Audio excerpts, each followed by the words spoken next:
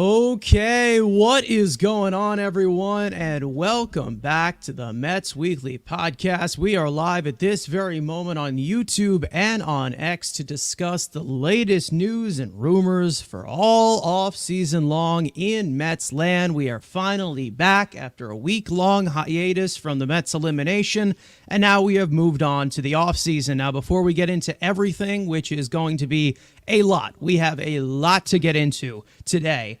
I want to remind everyone to subscribe to the Mets Weekly YouTube channel for weekly episodes of our show that are now recorded every Monday night, which are typically going to be at 7 p.m. Eastern Time, which is this very time right now. For those of you watching or listening on playback, you want to join the conversation in the future, make sure to turn on those post notifications to know when we go live. For those of you in the live chat right now, want to let you know we love reading your comments, your questions, your concerns. And if you feel like you're being ignored, you're not being ignored. You're just being starred throughout the show. And we'll try to pull up as many as we can to keep the flow of the conversation going. And some may be added and saved for the end of the show for viewer questions towards the end. But also make sure to follow Mets Weekly on X and on TikTok for future content over there. And for our audio listeners, make sure to follow us on all of your favorite listening platforms to not miss the audio version of new episodes that go up at 9 a.m. the following day of recording. So without further ado, let's get into off-season content, the first of many, plenty of stuff coming your way from us at Mets Weekly. And of course, we started off at episode number 101. So that's definitely good timing, of course. We had our 100th episode, which was kind of our eulogy of the Mets, the end of their run there, their magical run to the National League Championship Series. But now we move all the way to the offseason. And I just want to say that when we talk about the 5 stages of grief, I think at this point, a week later, we have accepted it at this point. We're moving on to better things, bigger things. Huge offseason in front of us, of course. The World Series is going on right now with the Mets and Dodgers. Pick your poison if you're a Mets fan, the team that eliminated you, and the crosstown rival.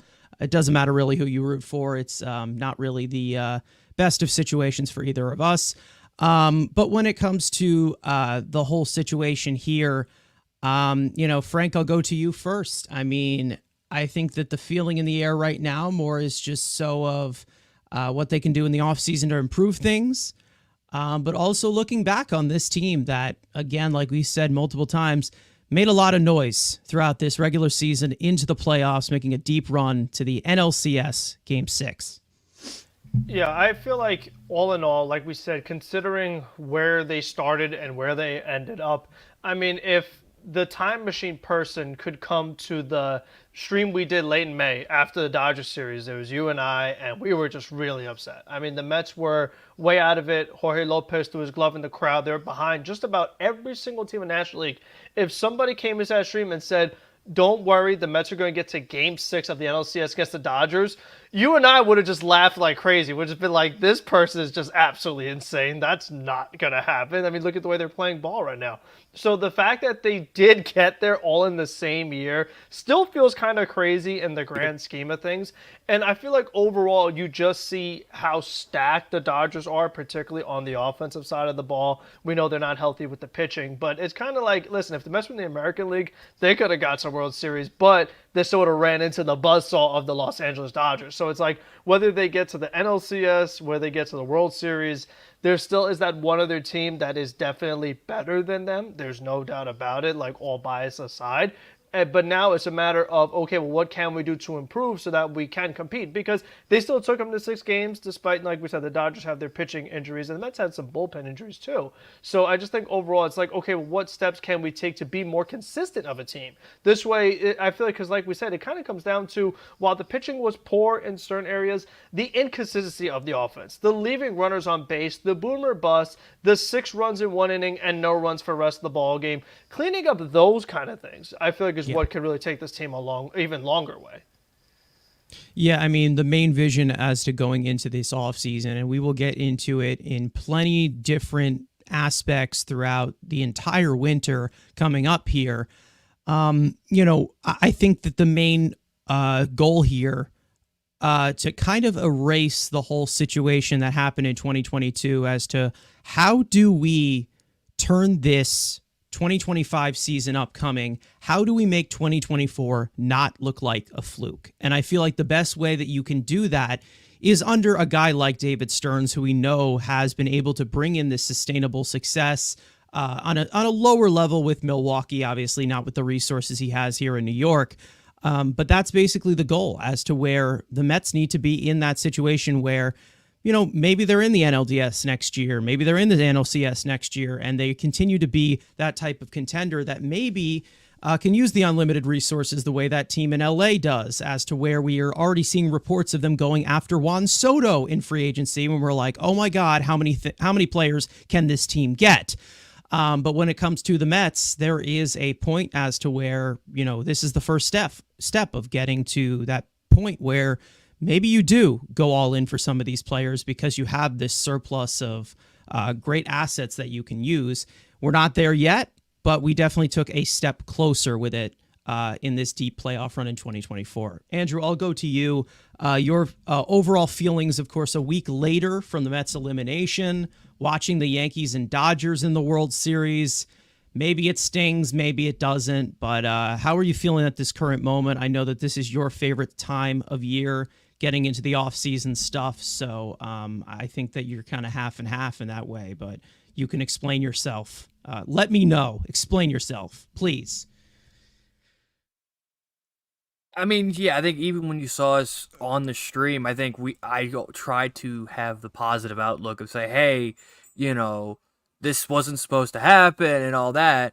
But also, I kind of want to linger something we talked about earlier in the season, and that is, this was kind of your shot with the Braves falling apart injury-wise, the Phillies imploding on yourself. It kind of opened up perfectly to you to get to the Dodgers, but then obviously we kind of saw the Dodgers as, okay, you know, we're this young, you know, this not young, but just scrappy, you know, cult hero fashion that we were against the juggernaut, and, you know, we somehow, at least we know how to go into LA and split a first two series.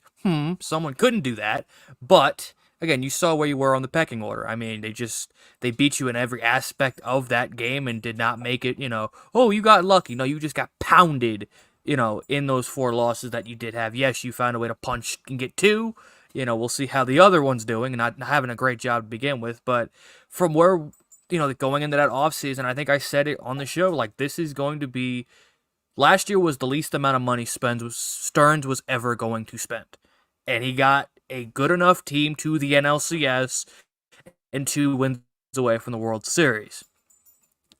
I hope and this is something I brought when he was originally signed, I hope he uses a lot of his tactics from the Milwaukee, you know, from his time at Milwaukee, being a guy who has to have, like, you only got $20 million to spend. That's all you can spend. I hope now, especially maybe this fast tracks maybe his winning ways of when he looks at two players, let's say one guy's 1 year $15 million or 2 years $40 million. Now, if there is a drastic difference, not like, oh, they're equally players, like if he focuses on the better player because he has that resources, and trust that what he did last year, let's say he spent the least amount possible, and he's got $200 million coming off, they're close to $200 million off the payroll, and he's already saying, hey, we gonna have some fun. I think we all have the right to, one, trust him and see what juggernaut he can build. And I think we've said it before, Rome isn't built in a year. This past year was a very good first step. Now, again, we're not going to be the Dodgers for another couple years because, one, they have 3 MVPs and like 97 All-Stars. So, again, it takes time to build that juggernaut of a roster. But if this is the ground floor of what a Stearns team is, hey, you know, you win you in 2 rounds of the playoffs and you're in the National, you're in the Final Four, with me spending, you know, a couple of pennies in the couch.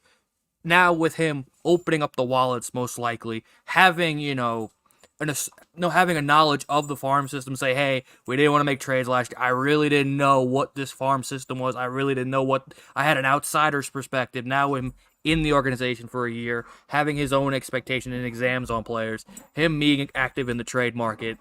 There's a lot of positivity, and yes, this isn't the show usually that spreads the positivity. There's like 96 others that, it's everything positive. but there is a lot positive too, finally, with him having the right guy at the top, and he has that trust from the fan base. Yeah, absolutely. I mean, how we are kind of be looking at this episode is more of just the internal view of things, because right now the season is still going on. Technically, we still have the World Series. And, you know, for those of you who want to sign Soto right now, unfortunately, we can't do that because he is currently playing in the World Series. So that can't really happen. So we're going to kind of look at this internally of what's going on. For those of you talking about some free agent stuff and you want to talk about that, we will leave that to the viewer questions at the end. You know, we're also going to talk a little bit about Pete Alonso later on. He's going to get his own segment, of course, because of how important and pivotal that will be going into this offseason. But first, let me get into the chat real quick. Darren Rivera saying shout out to Carson, Frank, and Andrew for their hard and groundbreaking work. Thank you very much. Really appreciate that. Carlos coming in as well. Junior Swingman, what's going on? Brad as well. Man, we got Christopher here. Everyone, the whole squad's here. JB Stearns saying huge money falling off the books. Sign quality players. Don't be stupid. Absolutely. And we'll get into that. The whole outlook of the payroll of what we're looking at in 2025, which is pretty awesome to see. Let's just say that. And Jonathan coming in here saying, I love Frank, Andrew, and Carson, but I'm unsubscribing because my chats always get ignored. Well, there you go. You didn't get ignored that time, so maybe we can solve that for you, and we'll do better in the future. Let's just say that. And then there's some other stuff in the chat here talking about some more off-season things going forward. You know, Christopher saying this is where I want to see how good Stearns can be. I mean, yeah, absolutely, and I think that there's a way to kind of vary it over and balance this thing out as to where you're not looking at it of, okay, well, how can I build the best fantasy team possible? Because everybody wants to sign everybody. This guy's the best guy on the market. Let's go get it. It needs to be a good fit for this team, and it needs to make sense for this team. And that was something that was really looked at last offseason regarding somebody like David Stearns, putting himself in a pivotal position into 2025, where it is quite a free agent market, and he can look at a lot of these different options. So we come to this 2025, where 2024 looked at the transition year. That transition year turned out to be an NLCS appearance going all the way to Game 6, and hopefully it's all just looking up from here. But as of right now, we are just getting into the first steps going into 2025. But I do want to move back to 2024 real quick to kind of put a bow on everything that went on in 2024, because we all know that this was a roller coaster of a season. It wasn't just all gumdrops and unicorns. It was tough at one point. It was quite a roller coaster. It started off rough. They started to pick it up, and then May came with some injuries to key players. June, they got hot. July, they played good baseball. August was a little bit half and half. September, they were great. Into October, made this great run. So it was quite a run that we got. And I do want to point something out. As for the night that the Mets got eliminated against the Dodgers, one of our legendary voices, Howie Rose, gave quite a eulogy for the 2024 Mets. And I think that it's something that a lot of Mets fans do need to hear in regards to how you look at it going forward. Because, yes, losing stinks. Nobody wants to see them lose. But the Mets are currently in that spot where losses like this can kind of teach them a lesson as to what works and what doesn't. And I hope that that's kind of what they do address in this offseason, instead of just, well, this team got all the way to the NLCS. Let's just completely run it back. So here is Howie Rose on what he saw from the 2024 New York Mets. And, of course, the legendary voice that he is gives his own play on it. So let's play this one right here. Here's Howie Rose on WCBS, I believe. If you are emotionally invested in this Mets team and you're sad right now, it's certainly understandable. But I promise you that won't take long to wear off if it ends here, because once the immediate disappointment, if they don't pull off some kind of magical comeback here, wears off, you'll realize what an incredible ride this team took you for this year. Started out 0-5. They showed some signs of life. before they fell to 11 games under the 500 mark, and a lot of people had them written off right there. And so when you're lying around during the offseason, anticipating the next one, and you think about what the 2024 Mets were all about, you won't be able to keep yourself from smiling. Remember the talk over the winter, transitional year, they're punting on the season. Well, they've kicked all the way to the 6th game of the National League Championship Series. And I'll say this, on a personal level, I was 15 years old when they won the 1969 World Series. That's 55 years ago. So you can do the math for yourself. But I'll just say this about the 2024 New York Mets. This 70-year-old feel 15 all over again. You can watch baseball for a lot of years and never see the run that the Mets went on during this postseason and even the days prior. So that's Howie Rose, the legendary voice of the New York Mets. And again, like, that is one of the faces of this franchise for a long time. One of the voices on the radio as well, on TV as well. One of the big personalities in Metsland for a long time, and Howie Rose. And the fact to hear something like that, where we know that Howie Rose is a little bit more of the old-fashioned type of guy, even though he can be very objective at times. I don't know what just happened to my camera, but we'll just roll with it. This has been just happening in and out with this new computer that I've been using as a replacement. But other than that, you know, when you look at something like what Howie Rose just said, we know that he can be a very old-fashioned type of guy. You know, we've seen him criticize a lot of bat flips in the past. We've talked about him not liking the black jerseys and things like that. And for a Mets team that was full of celebrations and gimmicks and a lot of show and a lot of entertainment, the way that they pulled magic and pulled rabbits out of the hat, to hear something like that from Howie Rose, who, doing the math, 70 years old, saying that he felt 15 again watching this team. It's something to take into consideration that one of the biggest voices of the New York Mets for a long time felt something with this team and just, you know, carried it away as to where, you know, even though they didn't win the entire thing, they made a lot of noise and they made an impression on every single generation of Mets fan this year. Frank, I know that you're the older guy who's you know, older than Howie Rose, I believe. You know, what do you make of that, of what Howie Rose said about this 2024 Mets? Is that pretty accurate of what he gave a depiction of? I do like it. It definitely was a very fun year. Like you said, it was a wild year. I mean, you think about even the OMG concert that happened after the Astros game. It was just something like unprecedented, just something that we hadn't seen in Mets history. And I think for me, going back as a fan, you know, I like to talk about the 06 team. I know it didn't end well, obviously, against the Cardinals, but that joy of the ride to get there was very fun. And that team didn't even get to the World Series either, but I still look back fondly of them.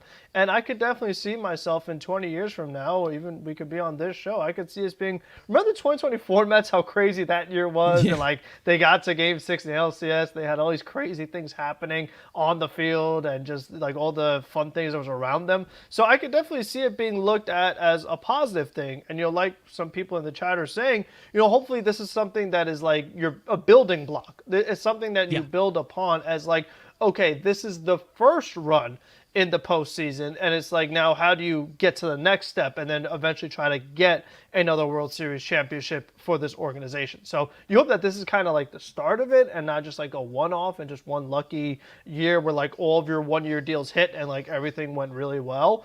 But I think overall, going forward, it's definitely a year that you can look back on because, you know, no matter what, you're still going to have a couple banners that are going to be in Citi Field now. When you look to the right, by right field, you're going to see, you know, 2024 wild card. You're going to see a few things there now. So overall, it's still something that you could look back on and just always have with you.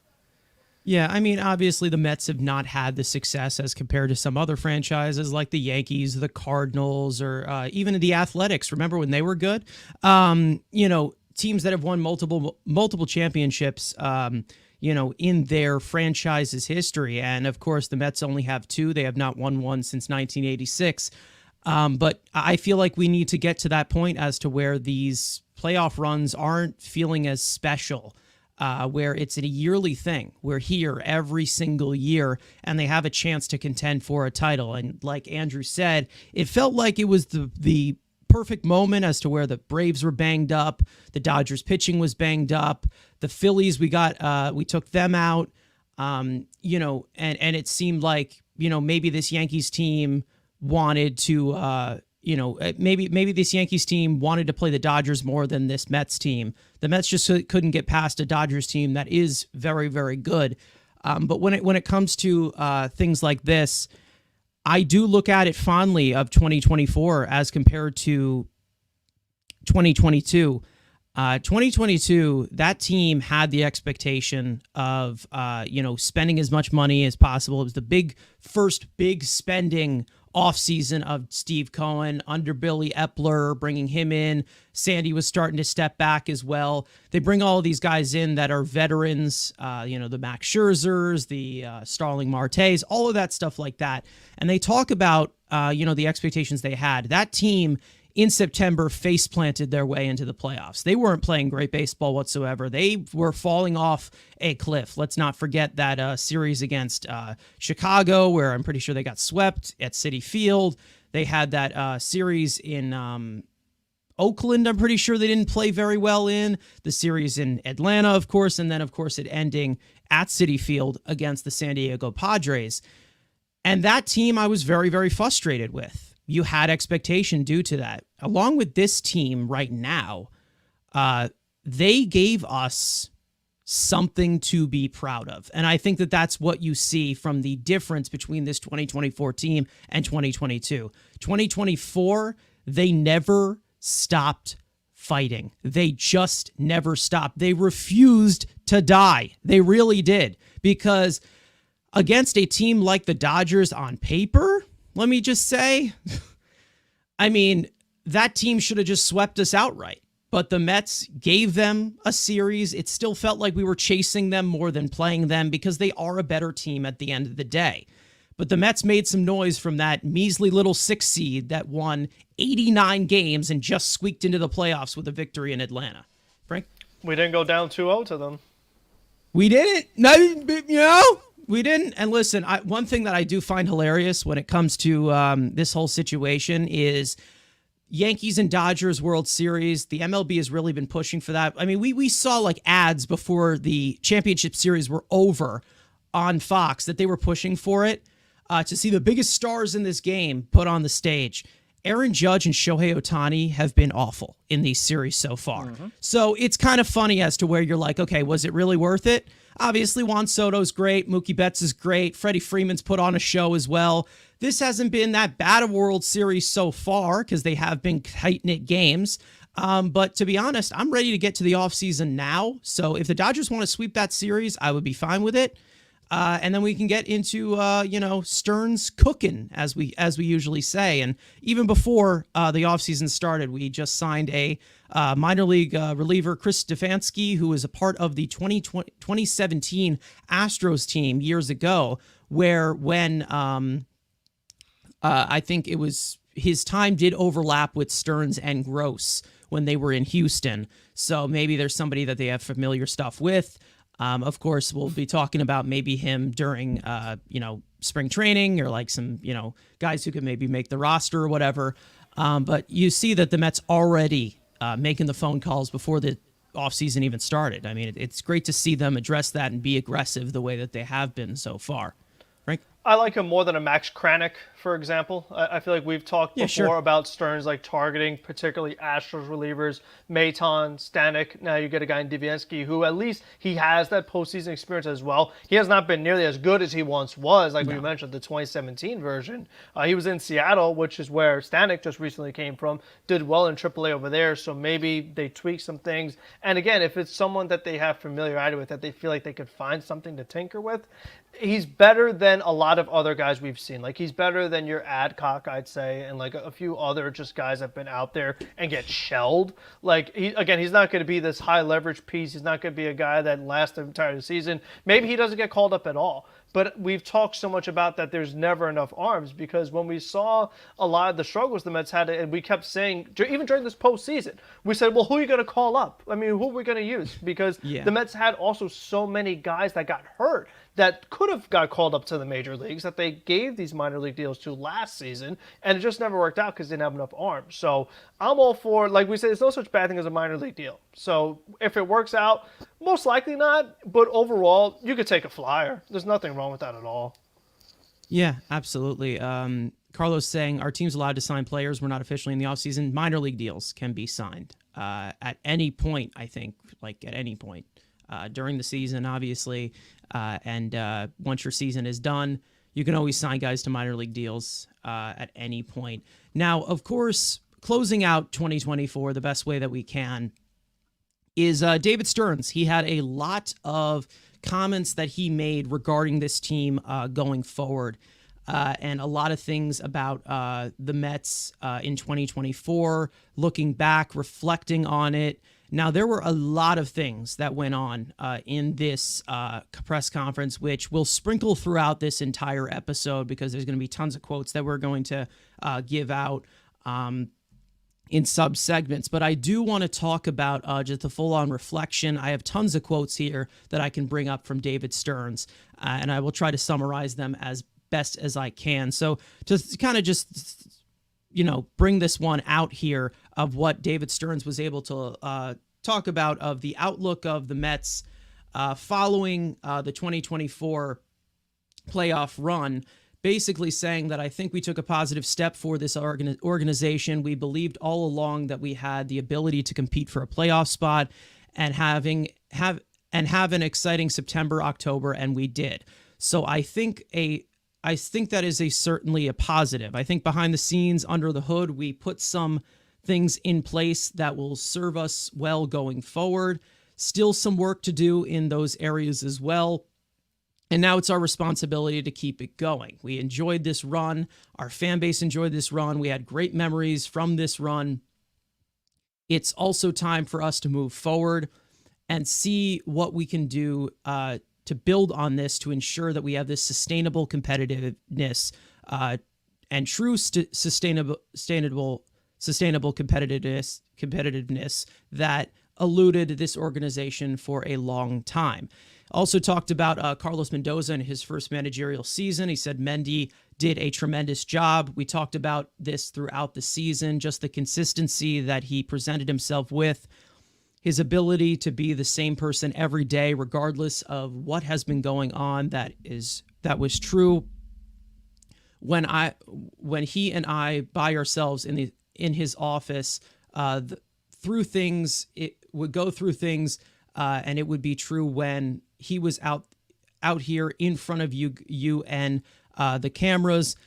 It was the exact same person. And it was a lot of fun. And of course, talking about some of the Mets coaches and their futures here, because we have talked about that as well. At the end of every season, by practice, we are going to go through a little bit of organizational evaluation period. We're still going through that right now. So I'm not going to point where I can make any declarative statements, but I'll say that I was pleased by and large by our major league staff, and I think that we have a lot of good coaches. Now, I don't know, what we can really dissect from a lot of this going on here. I'm going to leave this one up for anybody that wants to read it while we are discussing it. There's little things that you can kind of piece out together from this window. I'm going to try to get my camera figured out. I don't know why this thing keeps on flickering in and out. It just seems to be very simple as to why it's doing that.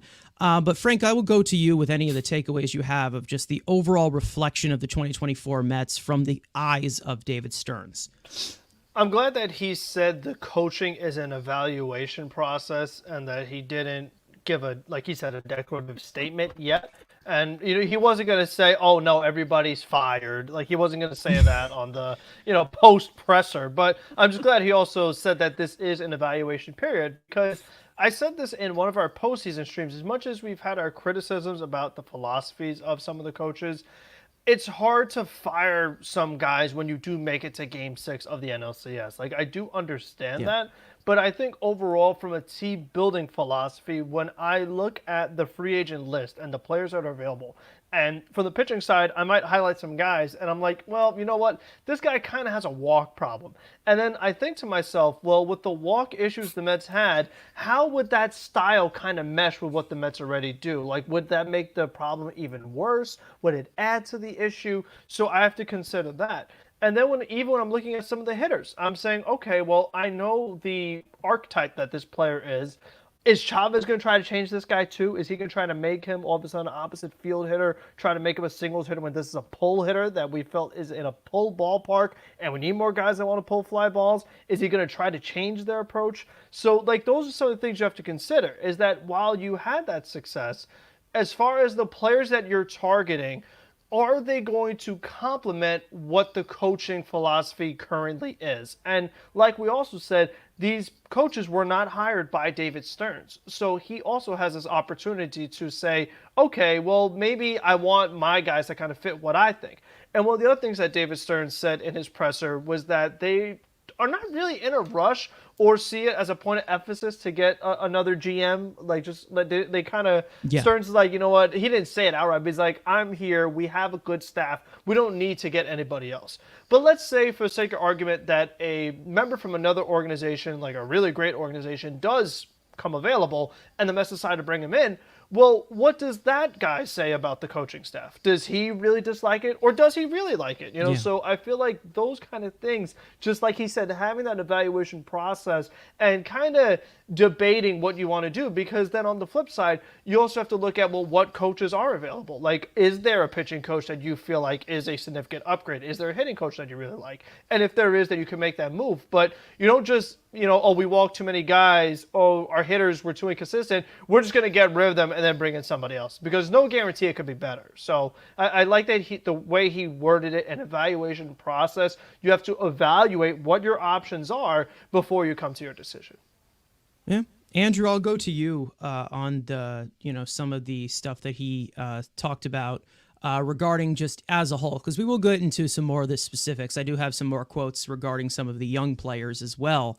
But what do you make of this? Because obviously he is a very talkative guy. He gives you a lot of details, and he's very straightforward. But if there's any hints that you saw in the back here that you think that you might be trending towards in the future with the Mets under David Stearns? I mean, I guess let me get to the GM thing. Can we stop asking about that? Like, I understand, like, yes, eventually should, and he's made it clear that they're going to hire a GM. It's David Stearns' show. Even if they hire a GM, it's David Stearns' show. So he's going to, if he hires somebody, it's going to be, don't want to use the word henchman, but a guy that is not a yes man, but is going to be lower than Stearns, because this is Stearns' team. So the fact that the media keeps asking about this, the GM is Stearns, it's all the same shit. It is David Stearns' team. Stop asking. If he wants to hire a protege, that could happen on a random Tuesday in the winter and be like, okay, that's cool. It's not going to really matter, because it all is going to be Stearns' control. So they can hire some random 23-year-old out of MIT, Moneyball style. Nobody's going to care. It was still Billy Beane's decision. It's still David Stearns' decision. Who really cares? The coaching staff thing, yes. I mean, again, he's like Frank said, he's not going to go full Steinbrenner and go, you're fired, you're fired, you're fired. But yes, and we're starting to see some of these managerial openings. Like I said, Chavez had previous interest, at least for some teams. That doesn't look like it's happening because of the names that we've seen in the White Sox job and some of these other jobs that are slowly trickling down in their searches. So I do hope Stearns eventually gets these guys, but like Frank said, like, you had success. I'm not saying this would be like an incompetent thing, but like, and especially how the mass media sees the Mets. Imagine they said, okay, Epler. There it is. There's a fine. Hefner gets fired. Chavez gets fired after 2 games away from the World Series. Like, how does it look from the mass media, especially how the microscope is on the Mets? Does that, do they start swinging, no, it's a functional organization? How do you fire guys? Especially when there are some in the media that love a guy like Jeremy Hefner and give him all the praises, even though there's a simple thing that he can't fix with any pitcher. But hey, we're not gonna be negative. It's positivity now. It's the offseason. It's all about the gun drops and everything. But from Stearns, again, he's been, like you said, he says what he thinks, and there's no kind of like, with some GMs, you get the GM talk of that you're kind of talking out of his ass. Stearns really doesn't do that. He doesn't really hide the fact. Like, yes, does he keep his leverage? Of course. But he doesn't go to the nth degree where, like, okay, that's kind of obvious what he's saying. He's still being, showing it that, hey, this was the plan, but also, like, not being like, okay, can we trust him because everything he said. But from the coaching staff situation, again, we'll see if anything changes. Again, this could be a mid-January random, or I would think probably around Christmas, you'd see the changes. If, everyone obviously has, there's no deals are expiring, correct, in the coaching staff? Nobody's deals are up? I don't think so, no. So, yeah, I think Andrew, again. Yeah, I was gonna say I think Andrew makes a good point. We want to start seeing organizational stability, and that comes more so when you're talking about like from the outside looking in. That comes from the top with the president of baseball operations and then the manager, which Carlos Mendoza, he's staying a second year, obviously. But we've seen the Mets go through, like we've said, so many different people up top, whether it's because they're drunk driving or doing weird things. I mean, that was part of it. But just overall, we've seen so many different guys kind of float in and out of these jobs that you want to start to see that stability as far as like, this is the president of baseball operations, this is the manager, and it stays that way going forward. And you know what? Hefner's been here for 4 years now. Chavez been here for a few years. So they're slowly starting to build that stability from the outside looking in. I look at it more so as a player. Is like, if I'm a player and I want to go to the Mets and I look at them, I'm like, that place seems kind of crazy. They're always changing things and people are always losing their jobs. Like, do I really want to go there? Especially if you are one of these coaches. Like, let's say you are a hitting coach that has multiple jobs available, and you're like, do I want to go to the Mets? They have kind of a quick trigger over there. They'll fire you pretty quick. Not really, don't feel comfortable there. A lot of pressure, obviously, in New York. So you want to make it an appealing organization to come to when you're trying to attract, whether it's coaches, front office, players. So I feel like there's something to that element as well. Yeah, I mean, we'll see what other changes there are that they do make to this coaching staff in regards to everything that has been going on overall. Again, I think that Carlos Mendoza, for what it's worth, for him being the first-year manager that he is, I think that he did a terrific job. He will be up for Manager of the Year. I'm not sure if Pat Murphy's going to get that over him. We'll see what happens. But playoff series aside, I would say that in terms of improvement, it probably should go to Mendoza, not even just in the bias sense.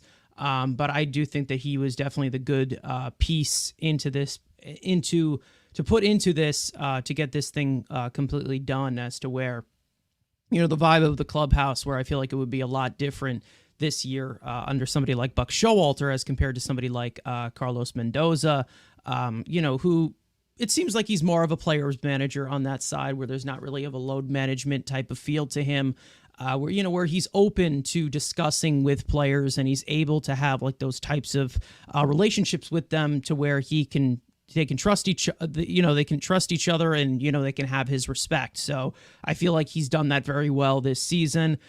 We know that Eric Chavez is someone we've talked about exclusively many, many times. We'll see what happens in regards to that. We did see them fire Chili Davis at the beginning of the season the next year after it was not doing fairly well in the 2020 season. So we'll see what those types of changes are when they look at it, of course, because, coaches can come in and out, but managers is more of the stability piece that you want to see.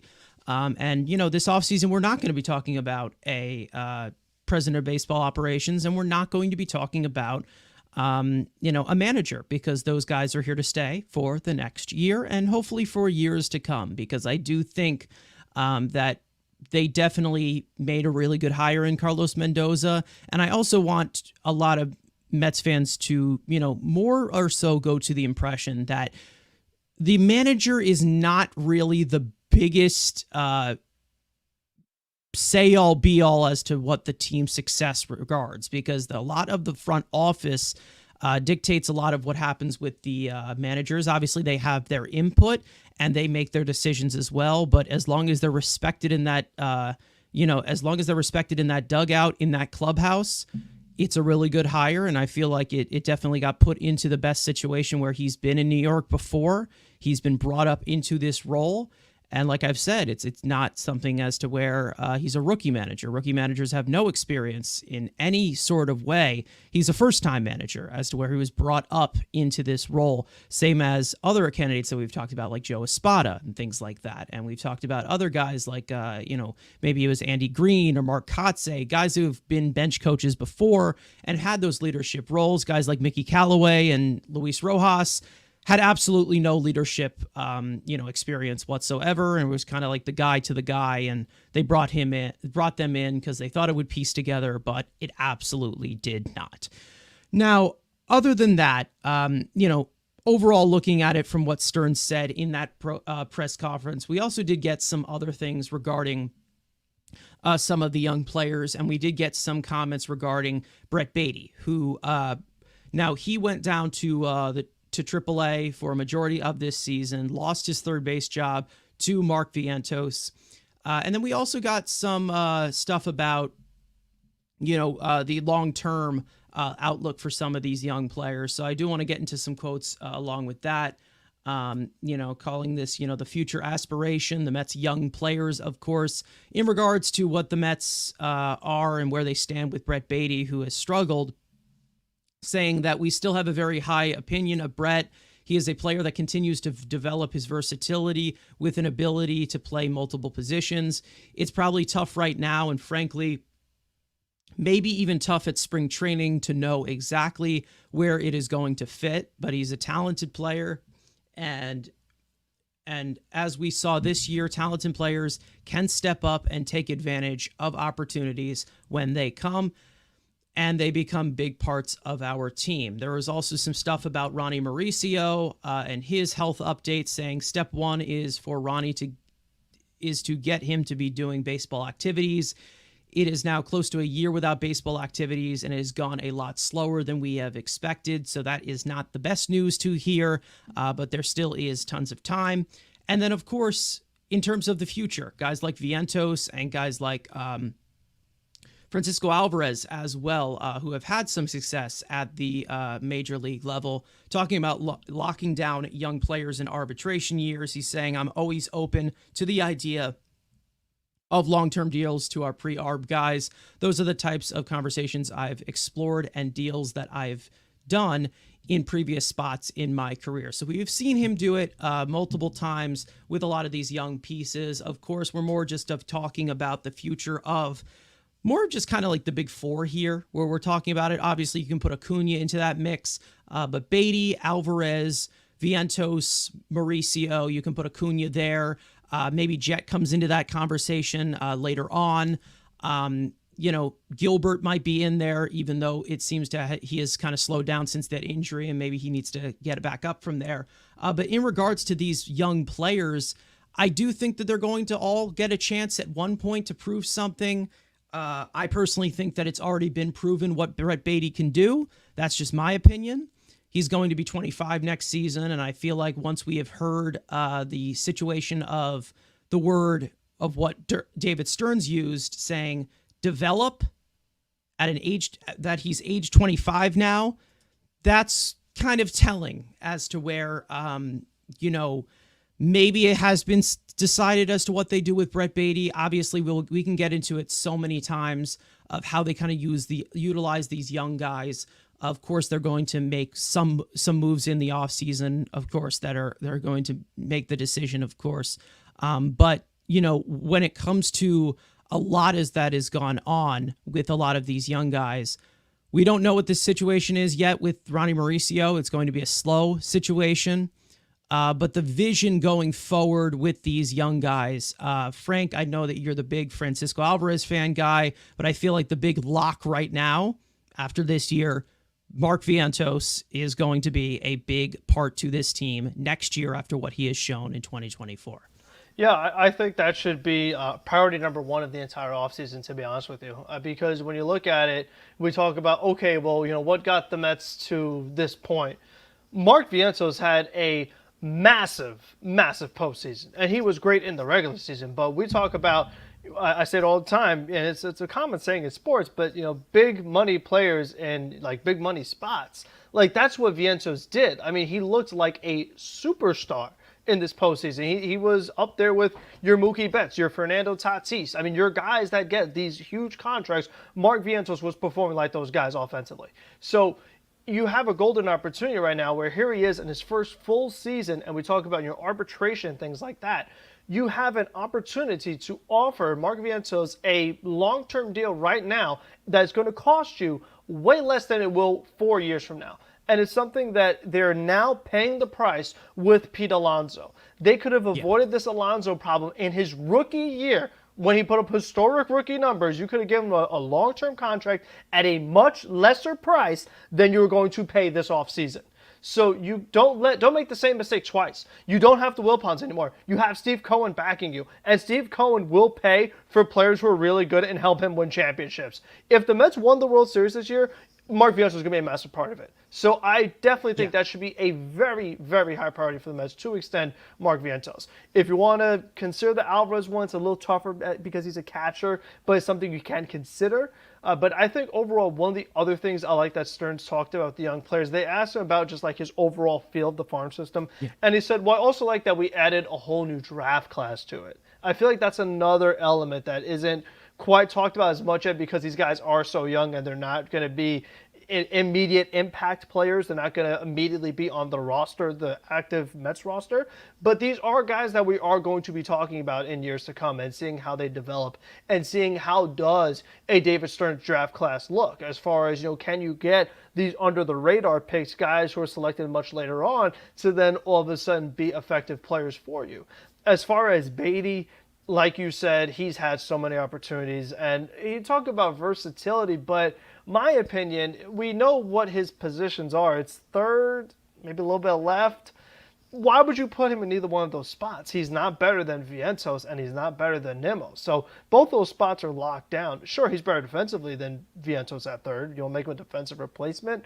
You could, but he doesn't provide much value. He's not that great defensively where you make him a defensive replacement, especially if you bring back Iglesias. So, like you said, I don't see the role. He's one of these guys that maybe with a new hitting coach, you could see slight improvements because with Beatty, we know he has pull power, but he's another one of these guys. I feel like he needs to figure out his approach. He doesn't really know what he wants to do. He could pull fly balls, but he also likes to go opposite field. So he's one of those guys that I feel like if he's going to develop, it's going to be from better coaching. It's not going to be because all of a sudden Brett Beatty figured it out. They need to kind of decide what kind of player he is as well before they know what his future is. And as far as Ronnie, he's a big piece to me, but it really does think that Stearns said he progressed a lot slower than we hoped for. That's not what you want to hear, obviously. So that does stink because he's a guy, like we say, switch hitter, a lot of tools, just very exciting player that you want to find a spot for him on this team because you feel like he can make an impact. But if he's not healthy yet, he can't do that. So it's someone that you can't bank on yet because of the health. So that definitely is very frustrating. Yeah, obviously regarding somebody like Ronnie Mauricio, of course, devastating injury before the season even started. And, we knew that this was going to take a while until Ronnie Mauricio kind of came into his own. It took a while ever since he signed with the organization to kind of grow into his body. He had the big breakout year last year in the minor leagues. And then you also look at it from, the health standpoint where, some guys just don't really recover from that ACL type of surgery right away. Sometimes it takes a year. Sometimes it takes 2 years. You never know. I'm willing to be patient with Ronnie Mauricio because right now he is 22 years old. He's young. And I do think he's going to be a big part of this team, but probably not for a while. And if he is, it'll probably be late 2025 that, he starts to kind of kick it into gear because we did not see that much of him in the major leagues. So we'll see what happens in regards to that. So I don't think that, Ronnie Mauricio is just going to be jumping right into the mix right away. But like I've said, I'm willing to wait on a player like that. When you talk about guys like, Brett Beatty, who has to hit to be good and hit to give you a lot of value, as compared to guys like Acuna or Jet or pieces all around the diamond, guys like Drew Gilbert. Beatty's one main tool is the hitting. And even though he can be a valuable third baseman or whatever, the hitting is what he needs to do. When you talk about guys like Mark Vientos, he needs to hit to be a valuable piece to this roster, and he did that a lot all year. One of the main reasons as to why we got so deep into the playoffs, one of their best, if not their best, postseason hitter throughout the entire run. So when it comes to somebody like Brett Beatty, I don't know where the chances are going to be, but him being the golden boy that he is, they'll find a way to shove him in our face, and I don't think it's going to work out. But again, that's a different topic. Andrew, I'll go to you with your kids. How do you feel about your young boys growing up going forward in this franchise? Yeah, the Mauricio thing definitely, I think, maybe changes the offseason perspective when it comes to third base. But again, it also involves that fat tubby, first base, which we'll get to in a second. Because if there is a doomsday reality for some, and that guy were to leave, we all unanimously would think Mauricio would get the job at third. But if you're seeing him, if Stearns is saying, hey, he's not progressing fast, normal or slower than we expected, do they jump? And I'm not saying Jose Iglesias, because we'll get to it later in the show. I don't expect Jose Iglesias back on this roster. So maybe do they try to find a stopgap? Thanks for spoiling one of the next segments. In any type of mark. Well, we're taking too long. We had to get there eventually. But yeah, does that make us more aggressive in kind of a corner infield market that obviously we're already worrying about Alonso. We have Vientos. If, obviously he'll be here. If Alonso's brought back, this problem doesn't matter because you can just shift Ronnie to second. But again, if that guy is gone, that makes a gaping hole. Yes, we need to go out externally now to put some resources to that. Yes, we can still hope, Mauricio or Jet or any of these young conglomerate guys. You got enough young guys, you think somebody will take it. But if Mauricio, who we think is the best for third, is not going to be ready, let's say, for spring training or ready for the season, that needs to change that offseason plan, especially if Pete Alonso is not here. Then that throws a huge monkey wrench into that. We'll get into that later. But with the fact, and I guess with the Vientos extension, and I know Frank's always yelling about paying young guys, would have paid, Francisco Alvarez catcher value this year, and he played like shit. Here's my thing. I need a duplicate year of consistent success, because we're not even a pre-arb yet. He's not even pre-arb yet, and he's 25. Like, if he's different, he's 20, 21, okay, then we're going to have that conversation. He's a 25-year-old first baseman that could play third base. If he duplicates it again, once he gets into arbitration, then I'm willing to talk extension. The fact that we have him for $800K this year and next year, before the arb numbers, that's when we can start talking contract, because he's going to get the raise anyway. That's when we start to have that conversation. We're not the Braves. We don't have drug money on everybody that they can take league bin deals. That's not happening. Dude, fucking. So I was going to bring up the Braves because they do that. But also there are some other organizations we've seen that pay their top 5 draft picks before they even start in the major leagues, like Corbin and Carroll, for example. Like, we've seen teams do that. Now, Mark Vientos was not selected first round like these guys, top 5, but the risk you run yourself in is, let's say Vientos has, and this, now keep in mind, there's now going to be a full season, hopefully. That's something that, he ain't going to call up to mid-May or whatever. Let's say he gets a full season. He hits you 30 home runs. Now you might be paying even more. It'll still be reasonable. But now you might be paying even more. So you do run that risk of I could have got him now for a better deal, where it's now I'm about to pay more. And who knows, maybe he switches agents within a year and then they don't let you do the early signing. I mean, a lot can happen. So it's a risky game you play no matter what. Yeah, I mean, Andrew, how could you say that? I mean, it's Francisco Alvarez. It's Francisco Alvarez. I mean, and everyone was willing. Yeah, I know. But yeah, Vientos. But again, kind of the same. I'm not saying, obviously Vientos had a way better year than Alvarez had last year going into this year. But we see this again, young player. I need to see it a couple years, and I'm willing to pay market value, let's say, instead of getting him for, let's say, $6 million cheaper, we have Steve Cohen. That shouldn't matter. Like, I don't care. Let's say if he's willing to take let's say $14 million a year, just lower than Gino's player option.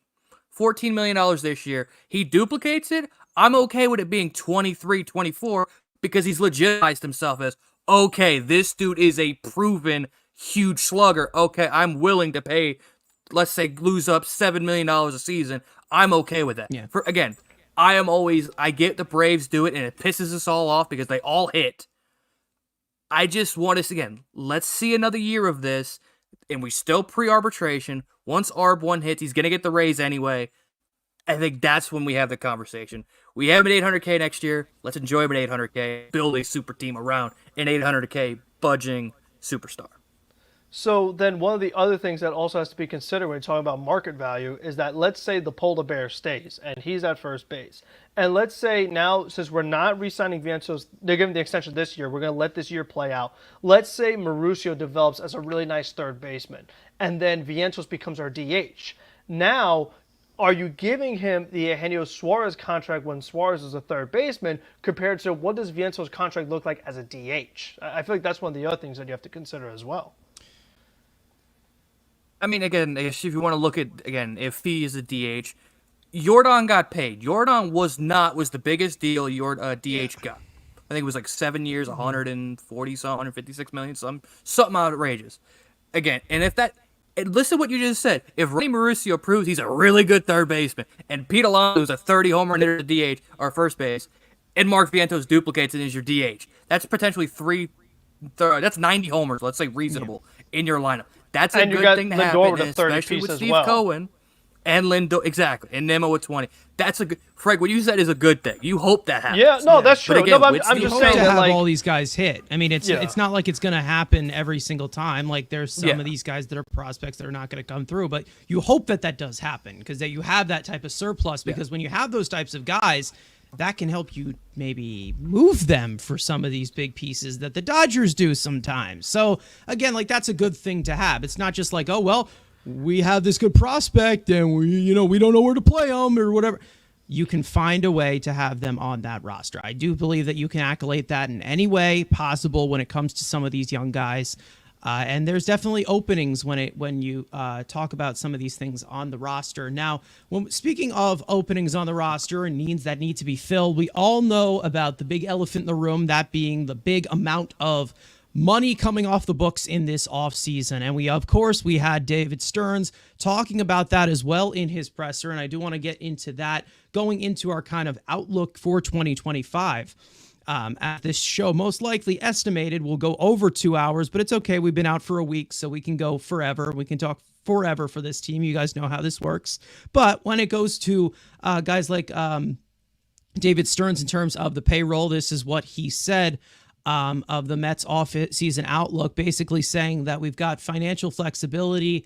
It means that we pretty much have the entirety of the player universe is potentially accessible to us. That's an enormous opportunity.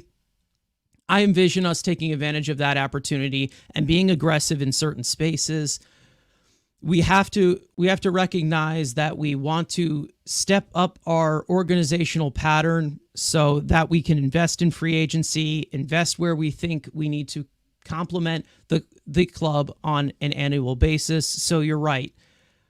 We have a lot of money coming off the books. I would expect us to spend some of that, a good portion of that, to complement our team, to improve our team heading into next year.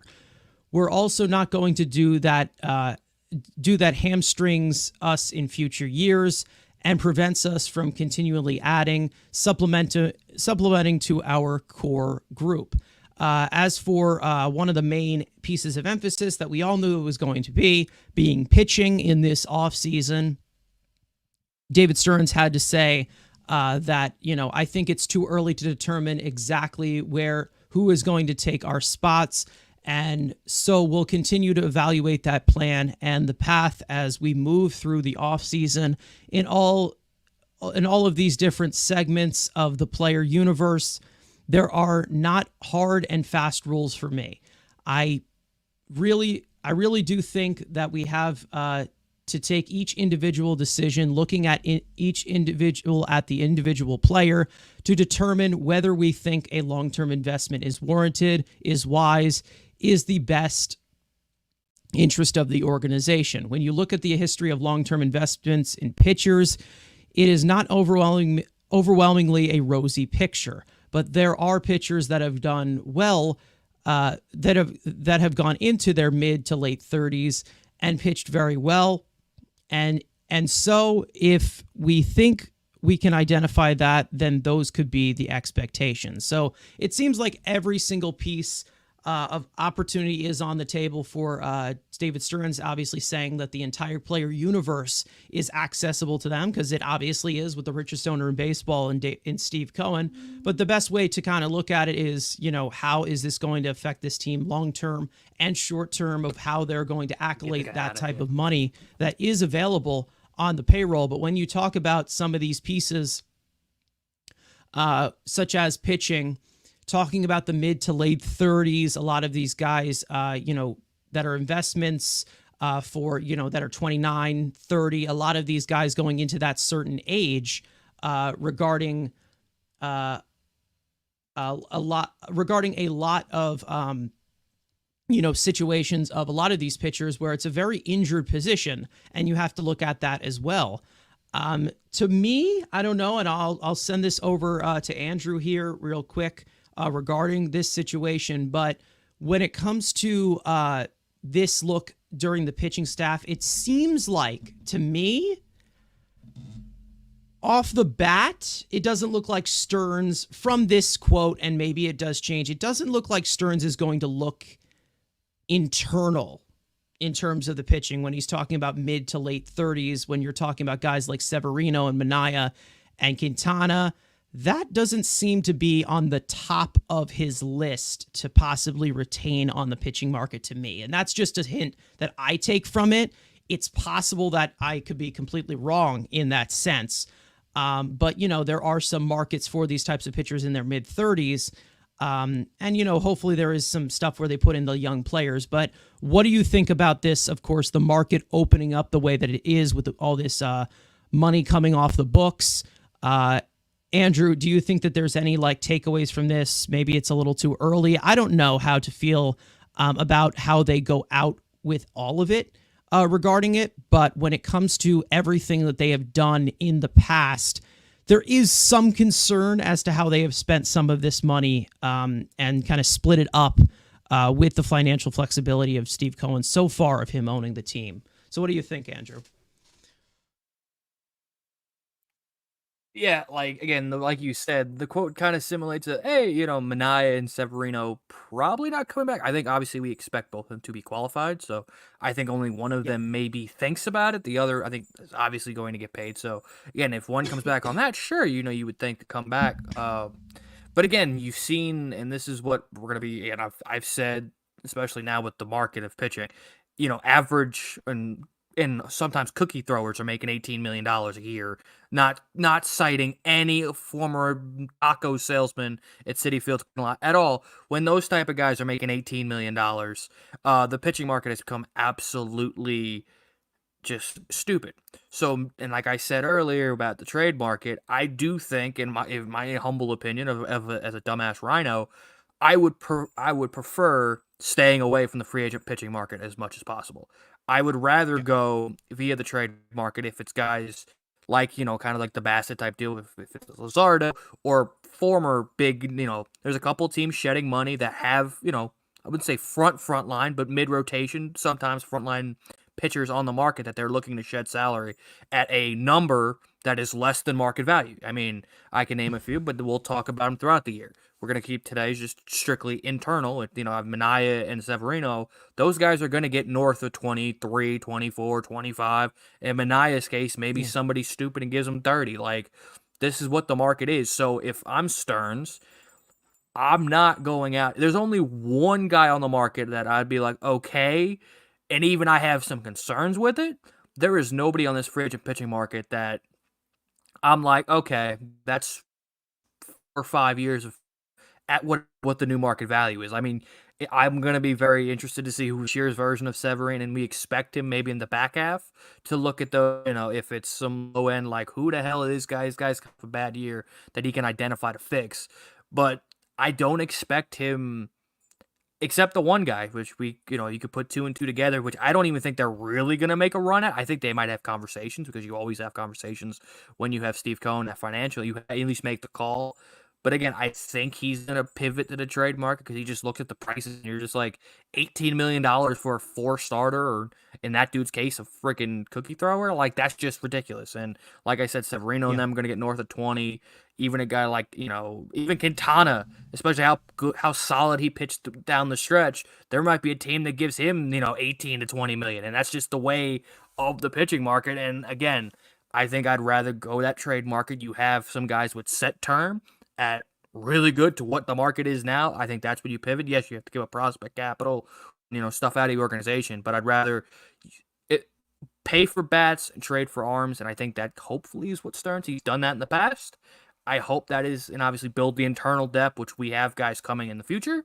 So, maybe is there a buffer where, like, these guys that I'm, in my head, which we'll get to, in future episodes, are only contracted 1 or 2 years, gives you that buffer for one to let him continue to draft arms.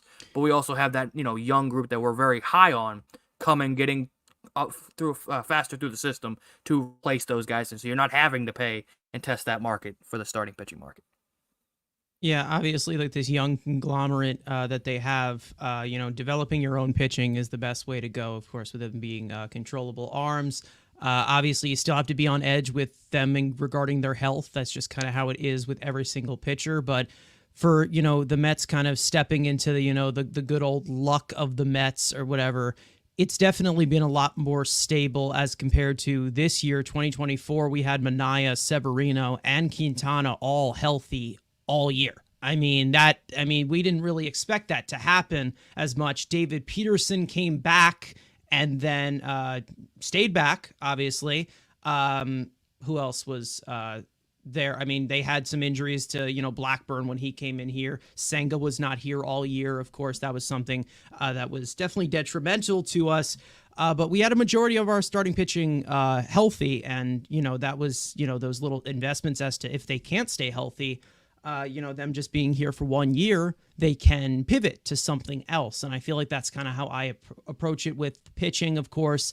And Frank, before I do go to you, I do want to talk about the overall flexibility here of what David Stearns is talking about for all of these Mets fans that do not know what the current financial situation is. Because when you do see this and you don't know, you're probably going to get a little bit excited for what is going on in this free agent market. But when you're talking about the overall payroll, or as I like to call it, the clean books of what you are looking at right now, let's just say via Spot Track, of course, this is your projected payroll for 2025. As for your guaranteed contract, we know that Lindor is going to be here. If you don't like it, sucks to be you. Starling Marte, in last year of his contract for next year. Brandon Nimmo, 8-year contract in the entering his 3rd year of that deal. Jeff McNeil here for 2 more years. Kodai Senga, who is most likely going to be here for all 5 years of that contract because he's not going to get to that 400-inning threshold in 3 years because of the injury this year. And then, of course, Edwin Diaz, a little bit of deferred money, of course, going along the line, signing that big deal 2 off seasons ago. And then, of course, the deferred money, we all know the great Bobby Bonilla. Adam Ottavino will be getting some deferred payments as well. So there is a little piece of Adam Ottavino for us forever, no matter what. Brett Saberhagen, of course, getting paid through 2028. When you look at some of your optional contracts, you got a player option for Shamania, which will most likely be declined. Phil Maton, we will talk about him as well as Shamania coming up. Arbitration eligible pieces. You have a lot of the roster in that category, which is good to see. Of course, a lot of these cheap pieces that you can stay here for league minimum, and then also arbitration money. Pieces like Paul Blackburn, who has been banged up, who they might, I don't know if they might keep him around. We know that David Peterson coming off a really good year, will get quite the raise as well. Tyrone Taylor, DJ Stewart might be a non-tender candidate. Alex Young as well. Luis Torrens, Tyler McGill, and then Sean Reed-Foley. This is just the 40-man roster at this current moment. And then you have all these pre-arb guys, of course, Acuna, Alvarez, Oscar, who's most likely going to be gone before we even tender a contract to him. Brett Beatty, Huskar Brazaban, Jose Budo, Matt Gage, Reed Garrett, Grant Hartwig, Ronnie Mauricio, Danelle Nunez, Eric Gorzi, Alex Ramirez, who is not even anywhere close to the major leagues, Christian Scott, who's going to be out for the entire 2025 season, Mark Vientos, Danny Young, Tyler Zuber. Pretty much the rest of this pre-arb is, just the 40-man roster. Some of these guys won't even be on the 40-man roster. But when you're looking at the total accolades right here, you have a lot, and I mean a lot of tax space. After the arbitration contracts projected, you have about 83 million in tax space before you get to that first threshold, and you have just about like 127 million of guaranteed money that is tied right now, which is a good position to have. Obviously, we had a lot of one-year deals come off, and the active payroll right now before that 241 CBA threshold, you're at 149. Almost 150 million that is on the books as of right now. So, I mean, it is currently a really good financial flexibility situation to be in. Frank, I mean, obviously looking at these contracts and this entire payroll right now, I think it's good for Mets fans to get excited because there's a lot of possibilities when it's coming to a lot of the space and a lot of the money coming off. I think that, there's a lot of endless possibilities with the flexibility of Steve Cohen. It's not going to be completely nuts like drunken sailors like we've seen. We're not going to spend $1 billion like the Dodgers do. But when it comes to the overall accolades of everything, there's a lot of room to make a completely different team and go a different direction in the future. Yeah, I have the number that really get fans excited. So last year for the Mets, their total cap allocations was $352 million. Right now, it's $147 million. So we're talking about $200 million less. There's a lot that you could do with that kind of money. Oh, yeah. And especially, like you said, so as far as like what's committed already, like good thing you still have your Lindor, you still have your Nimmo, a few other guys. But what I see is also like a lot of opportunities here that we mentioned as far as like some of those non-tender candidates. Like I see a few guys here that I'm like, no, thank you. Like we really don't need to be paying that extra $1 million here, $2 million there, $2 million there.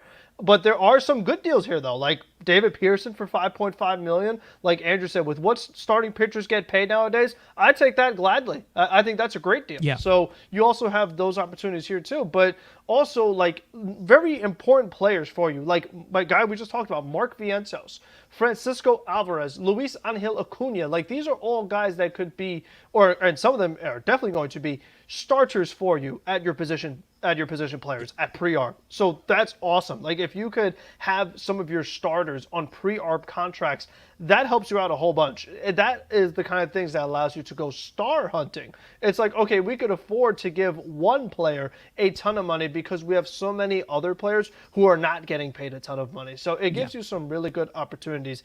And we'll get to like, as far as some of the things we would do later on, it does kind of concern me that our second highest paid player is a guy that all of us kind of don't really want to be here anymore. So that's something that we'll certainly get into. And even the fourth guy on the list, we have differing opinions on. So, there are some guys that like, they're getting paid. They're not getting paid a ridiculous amount, but I feel like as far as like the rankings of who's getting paid what on the team, we definitely wish we could maybe eat some of that money and move it to somewhere else and actually replace those players, whether it's internal or external. So like you said, there is just a lot of possibilities for this Mets team. Luckily, they have an owner that has a whole bunch of money and a smart guy running it. So this is obviously a golden opportunity. This is what we kept talking about. I mean, it was exciting that you have all this money, but the next part that we'll get into is once you see the list of all the guys who might not be here anymore,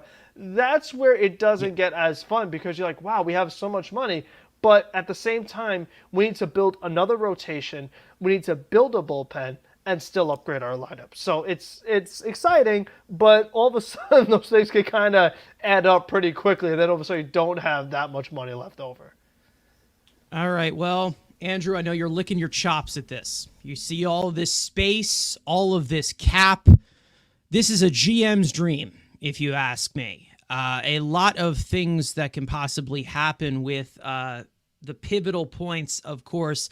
Game for War saying, I hope that they let DJ Stewart go. Yeah, that would be a $1.75 million that I would definitely not want to spend on a guy like that. But again, that is something that we'll get into eventually.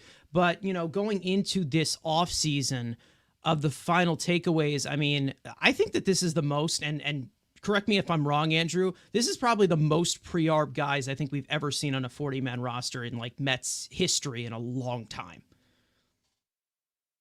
For impactful players, yeah, you could probably. Yeah. I mean, maybe if you want to say the kids in the rotation in the 2015 or like 2014, you can make that argument. Maybe, but yeah. like of impactful bats, I mean, really only one of them, and the rest of them are all question marks. But yes, upside. I'll be positive. Yes, I mean to have those guys and having them for $800K, it gives you that ability. I guess I do want to kind of hit on the Marte thing, and I guess to a lesser extent, the gerbil. With Marte, it's just one more year. And I think there's an idea. I have plenty of idea. Again, this is what I do, especially now since the season's been over. I've been cooking ideas. I like to cook food, and I also like to cook MLB trades and ideas like that. I'm always in the kitchen, but there are ideas to get him off this roster, and there are dynamics. But even hell, if it's okay, you're stuck with him. It's one more year. He's gonna get for, let's say, a month. That's just a small. Is it messed up? Sure, but again, history always repeats itself. The great look for the future is look for the past. This guy is going to be injury prone, and you do have a top prospect that you would like to give ABs, and this is what we're going to hear. Oh, you can't. This is what I hate, and this is why. Again, this is how I feel. Injuries always provide opportunities. You're never going to have a team that plays all 162 games. Everyone plays every single game. Not look and knowing you're going to have injuries and say, well, we have 6 starters. We have, 4 or 5 outfielders. You're going to need more, especially with this uniform. You're going to need guys. Yeah. And I know fans are going to clamor, oh, Sprout needs an opportunity. Oh, a Jet, let's say, or Drew Gilbert. Look at this roster. Jeff McNeil's dog shit. That'll probably open up the opportunity in mid-June. Starting pitchers always get hurt. That opportunity will provide itself for Sprout or Hidden Blade or anything you want to see. And then Drew Gilbert, if Starling May is still here, he's not going to play off. So it would provide the offseason, the aspect to see him, which shouldn't upgrade that field spot because we don't have a current fielder. But even that second, because I think there are ways, and again, with the market, I love Hunter Renfroe. You know he is a below outfielder now. He's still got $8 to $10 million in City Royals. So there is a world where if you Starling Marte a $10 million player, someone could bite at that. Yes, you have to eat $10 million to get results, or there's another bad contract. Again, these are all ideas I have for videos and streams that I bring about the internal guys. There are going to move money, and the second baseman, whatever, he's here and probably unmovable because he's off. He's here, whatever. He's for the vibes, right? But again, like you said, the books are clean, and I think there's ways you can even clean the books up even more. Again, plenty of non-tender candidates. Marte, I think his contract a lot movable in certain aspects. You're gonna have to eat money. But I think there's a way, especially because that playoff, he was besides Winker and Movianos, he was, I wouldn't say the most reliable, but he's productive guys in the postseason for us. So, let's say you eat 6 of it for $15 million, that's what an above outfielder Santander getting probably north of what he already makes now. If you're just at base or O'Neill, those what those guys are going to start at. So at $16 million, there's a team that says, you know what, 8-7, you gave us to a $14 million Starling Marte. Boom, there's way more money for even more. That's flexibility. So, like you said, they're absolutely beautiful. A guy who's smarter than most people, and this is production. And again, hopefully, he built it right way. Duplicate the 2021 season, based a franchise leading, having to build a bullpen. And I don't expect him to pay a bunch of future things. I expect to pay guys whose best years are ahead of him. Not boxing. Yeah, Andrew's going to have to figure out his connection because he was lagging throughout that entire thing. But I think we had the gist of what he was saying there, of course. In terms of a lot of these contracts, I still want to see them, kind of go in a little bit more of a different direction in regards to a lot that has been going on recently, mainly because of what is the best for the team right now. And obviously I'm looking at the Marte and McNeil contracts that even though they have, they still have just like these little years left. You have 2 years left, I think, of McNeil and then 1 year left of Marte. But I feel like there was a way, I think that there's a way that they can kind of pivot this in, because I feel like in terms of the surplus that they do have of middle infielders regarding somebody like Jeff McNeil, and then there's also Marte, who he just should not be making that much, especially from us, to get that type of value in terms of that. But it looks like Freddie Freeman just homered in Game 3 to give the Dodgers the early lead, I believe. Again, I'm not paying attention to the game right now. We're in the middle of our offseason discussions I got my here. scoreboard right behind me. 2-0 Dodgers. 2-run homer, Freddie Freeman. 2-0 Dodgers already out of the gate. Up 2-0 in the series and in Game 3. Ed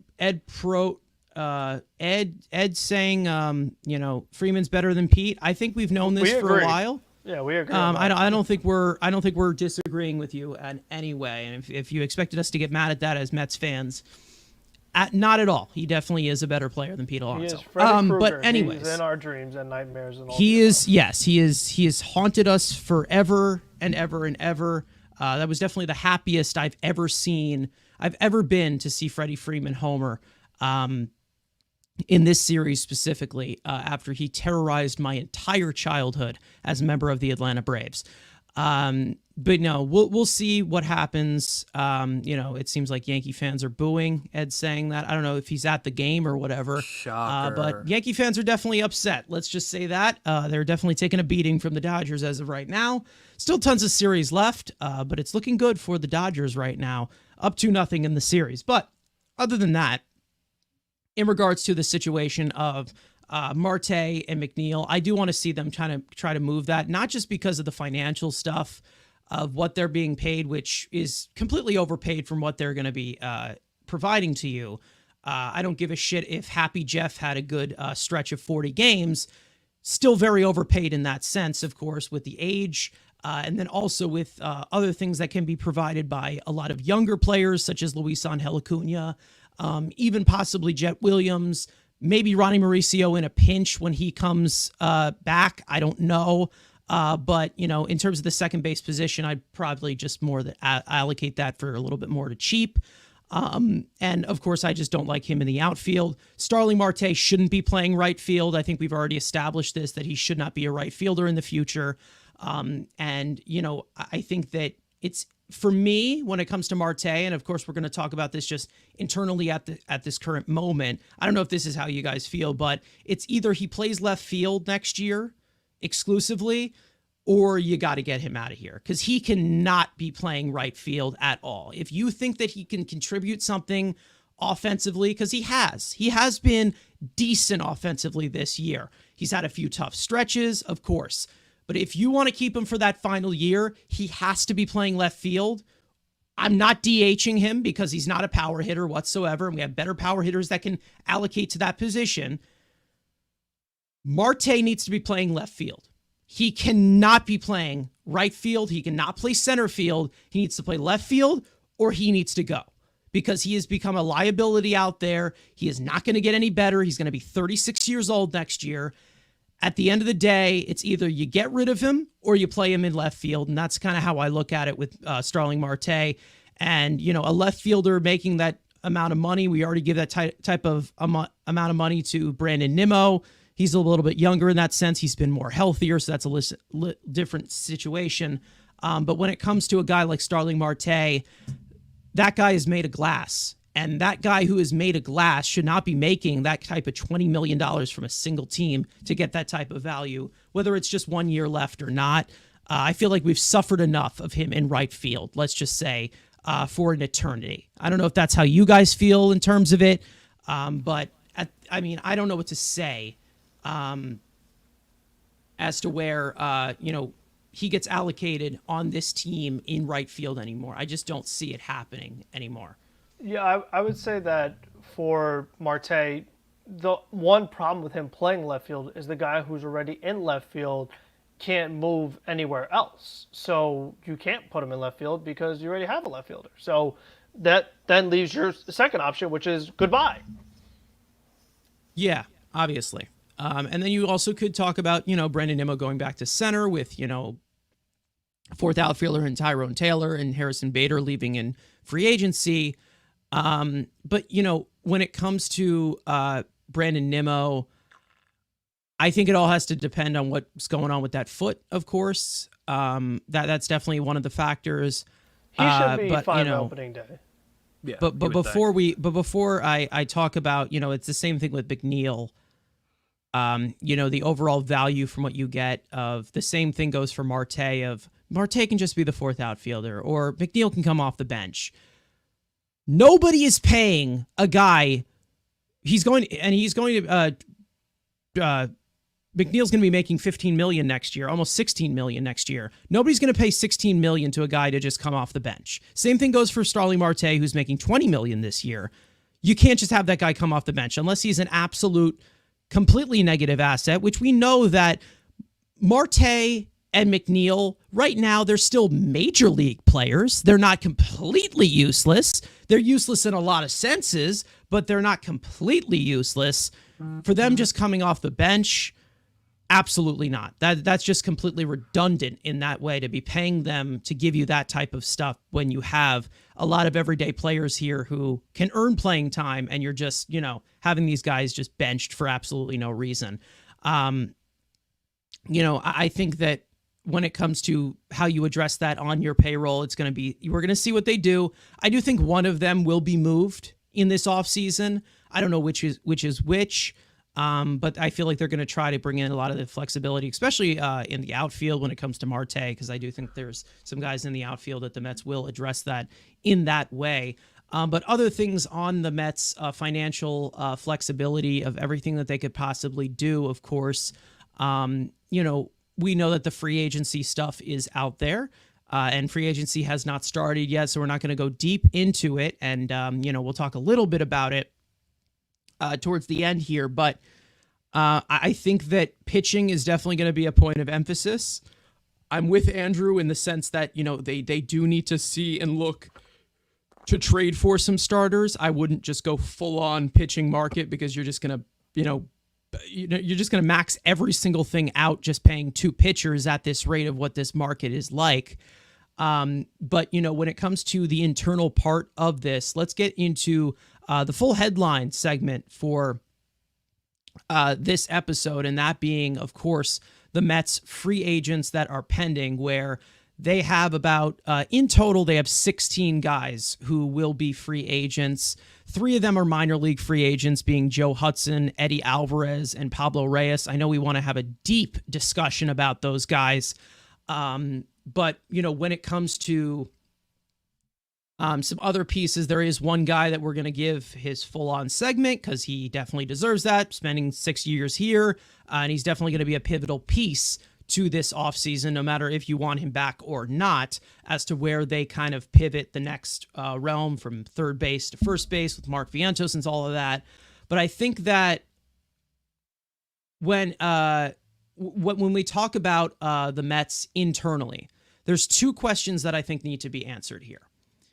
We're going to be doing something called buy or sell, which is basically if we would like to bring them back or not. And then the other part would most likely be, do you think they will be back? Because obviously we don't have the same mind as David Stearns. There has been some moves that we have questioned in some way, and they've turned out well. Some that we've questioned that have not turned out well. But when it comes to,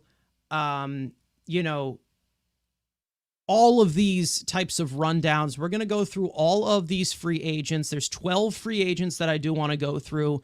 We'll try to keep it as quick as we can, but some will have a little bit more specifics than others. We're willing to go over the 2-hour limit because, again, we have not talked for a week here, so we can go on forever in terms of this. Now, since we have had a week in between episodes, I've been able to up the production of this, and I have been able to make 60 to 90 second intros to all of these free agents, kind of running down what they did and what they did well, what they didn't do well. And this will be videos for every single one of these free agents, that being 12 that I have listed here. And of course, the last one we will get into his own segment. So buy or sell will be the full on question for if you would like to keep these free agents. You guys can let us know in the chat of what you think as well for this discussion. We'll pull them up and see what you guys think. So obviously, let's bring in the full on production value here and start off with our first free agent. Here we go.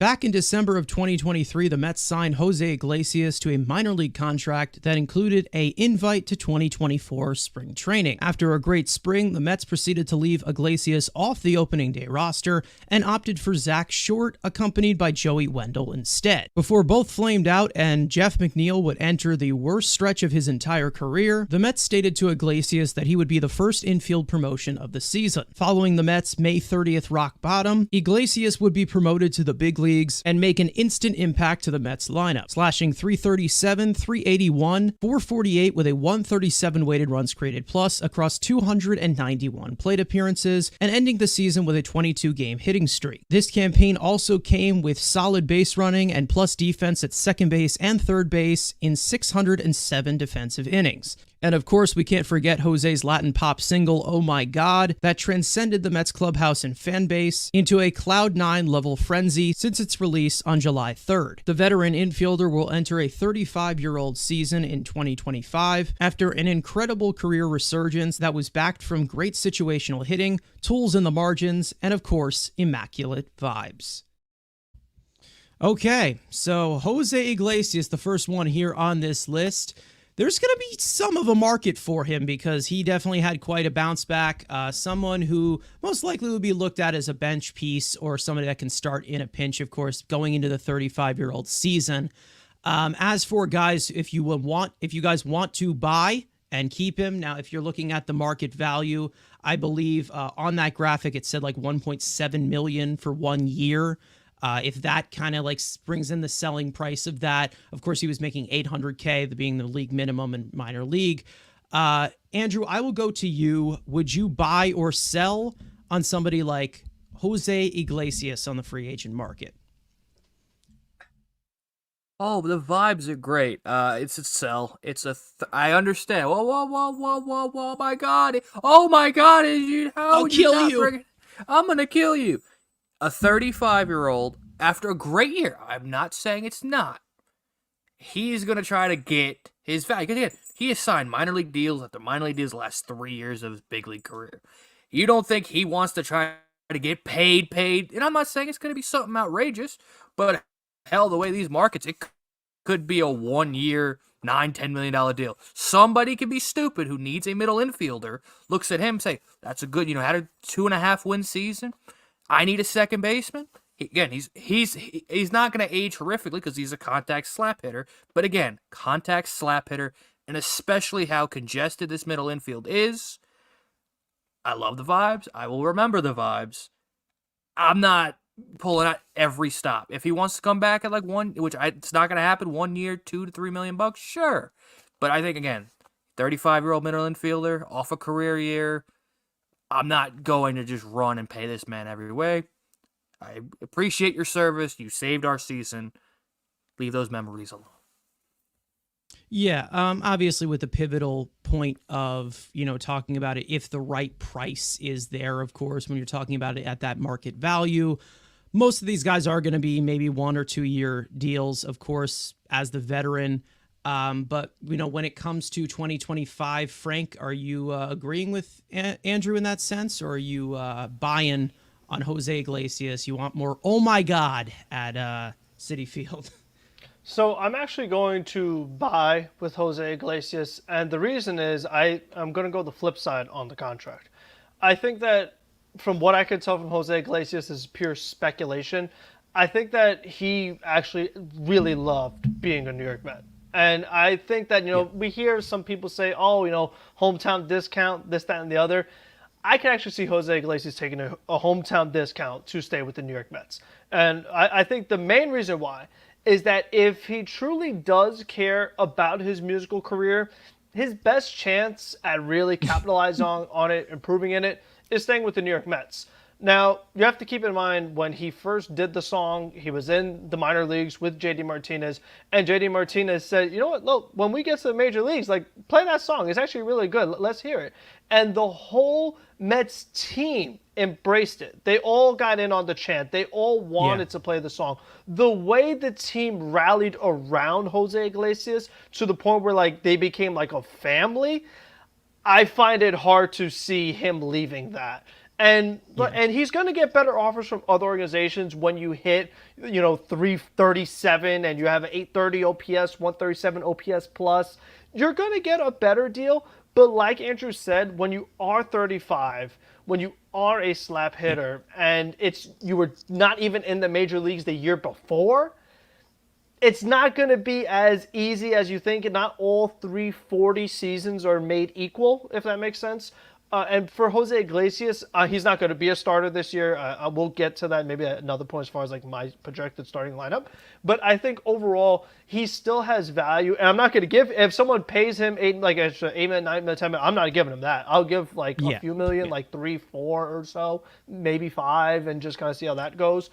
And if he takes it, great. If he doesn't, congrats to him either way, because we still like him no matter what happens. But I think overall he still provides value as a defensive replacement. He provides value as a pinch hitter. He provides value as a pinch runner. He has versatility to where if there are injuries, he could give you second base, he can give you third base. In an absolute pinch, he could give you shortstop. So I feel like he's a guy that even if he's not a starter for you, he could still do a lot of things. So it's okay, I have a guy who needs a day off. My second baseman needs a day off. Iglesias can make a start for you, and you'll be totally fine. And maybe in some aspects an upgrade. So I think overall he definitely is someone I'd like to keep. Yeah, I mean, here's one thing I will say before you bring your rebuttal, Andrew. Here's one thing I will say. I do think that when it comes to a lot of things, and there are some guys that are leaving that, some guys who are on this team who could provide things that the Mets have been missing. When it comes to situational hitting, Jose Iglesias was doing that the best down the stretch of the season. I know we had some struggles when it came to, my camera, which keeps flickering in and out. I know we've had some struggles of inconsistencies, in the postseason where he just wasn't hitting the best. Obviously, he's a veteran, and we were expecting a little bit more from him. But I think that overall, I do see him as a certain glue guy in that clubhouse, not just because of the OMG or anything, just a likable guy that I think that a lot of these young guys can learn from as well, such as guys like Acuna, maybe it's Jet Williams, maybe even some guys like Ronnie Mauricio from that intangible stance of it in this game of overall toolsy players, of kind of passing the torch on to them. We saw this year them go into it off the bench with Joey Wendell, and it hurt them many, many times. So I'm just saying, it's not a bad thing to have him coming off the bench. That's just how I'm saying it. Again, if he gets a big offer that he can't refuse, go ahead, by all means. But if it's only he's asking for $2 or $3 million after the season he just had, given that sort of raise, I would give it to him. Yeah, and Andrew? the hustle is the other really big part. I mean, he is one of Yeah. the best hustle guys we've had, and that kind of stuff is contagious and is very important for, like, I know some people don't really care that much about culture, but that the hustle goes a big way. It encourages other people to want to hustle as well, and it really makes you stand out. If you have a guy like an Iglesias, you have a guy like a Lindor, like a Nimmo, busting down the line, and then you have other guys kind of lollygagging, it really stands out. Yeah, and I'm not saying that Jose Iglesias is going to repeat what he did this No, year. Because definitely what he not. did was No. a career, like the best of his career. Yeah. I mean, he was incredible this year. But when it comes to, depth off the bench, middle infield pieces, and you're looking at like the alternative of before where it was Joey Wendell and Zach Short, I'm taking Jose Iglesias, who's been here for a long time. And it all depends on what the role he wants to take. But Andrew, what is your rebuttal in this situation? Because a lot of people in the chat are saying, bye. Somebody else also said, Andrew, you're an idiot. I never want to see your face again. We deleted that, of course, because we don't like to be impolite. And also that didn't happen. I'm just lying. So what is your rebuttal? I mean, what do you have to say for yourself? Well, I guess, again, just a simple Google search. There was a certain similar-esque guy who had a worse season, signed a one-year deal, major league deal, and that being Adam Frazier. And last offseason, he got 1 year, $4.5 million. So he's not going to he's just going to give me a couple of million. Like, no, he's going to get, if that market continues, you're looking at 8 to 9, maybe to 10. Love you, lot of vibes, go get a bag somewhere else. Here's the one thing I will say. Here's the thing I will say. We have talked about a lot of front offices in regards to somebody like Jose Iglesias. Not us, actually. We haven't talked about it. Steve Gelbs has talked about it as to where his type of play style is not really looked at as something that is very influential to a lot of front offices. Not a lot of power, more contact guy, more of the hit for average type of guy, sure-handed defensively up the middle. Some guys that aren't really looked at as much after the great year that he had in Colorado's system in AAA. So maybe the market is lower, but I do think you're going to have a few teams interested. I hope he doesn't go to a division rival because it will hurt me internally. Let's just say that. I've talked about Jose Iglesias way before he was a Met. We all know that, of him being a backup middle infielder possibly that can provide in those types of margins as to where he's incredible defensively, and definitely a better option than somebody like Luis Guillorme, who we had for multiple years. But, I mean, that's how I would look at it. But I understand what you mean by him, getting a raise, a 1-year deal raise, and it just being like a little bit where you're like, okay, is he going to repeat this? Because there's some places where you point to it where it's like, okay, this isn't sustainable.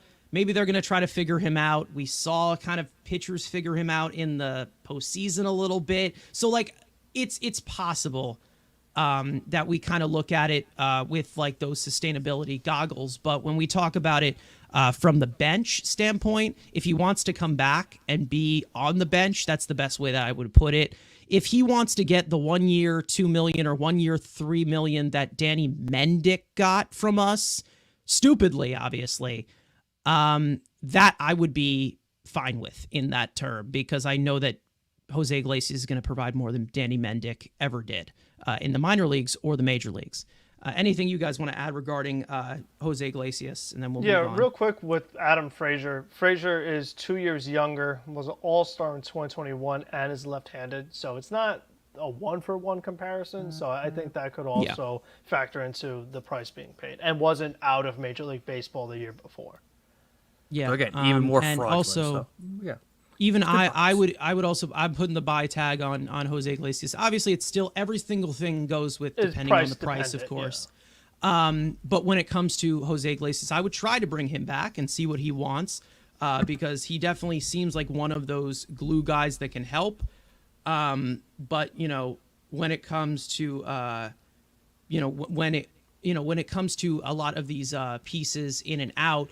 There is another guy who we only saw for a little short amount of time that I do want to get into our next free agent. So let's get into him, shall we say.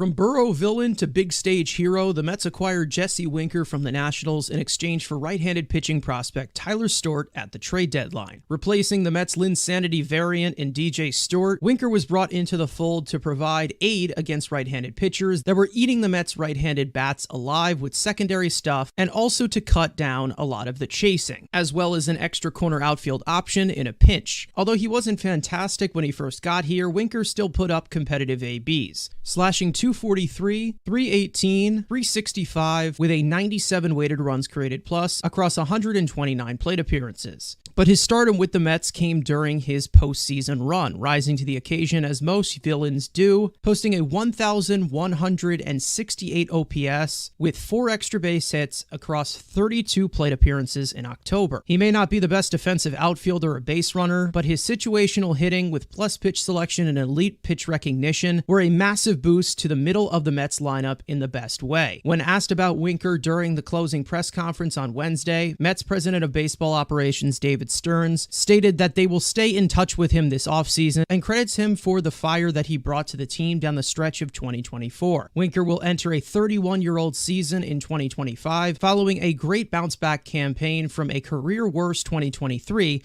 in Milwaukee. Okay, so Jesse Winker, definitely a fan favorite, a enemy at one point, and then he turned into someone that we loved on the big stage, of course, coming off of the last taste in our mouths was him just being incredible in the postseason, of course, riding off that high. But, when it comes to somebody like Jesse Winker, it was definitely somebody that they needed at that current moment, like Past Me just said.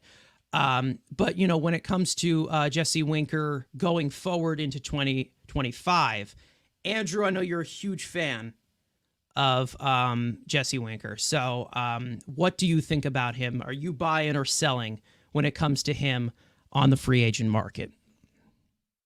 I mean, again, personally, he should be a Met for life. I mean, obviously, just because, one, keep him away from every 29 other teams, because as soon as he leaves, we're going to play that certain team in a big September series, and he's going to hit like 7 homers, driving 14, and just absolutely murder us.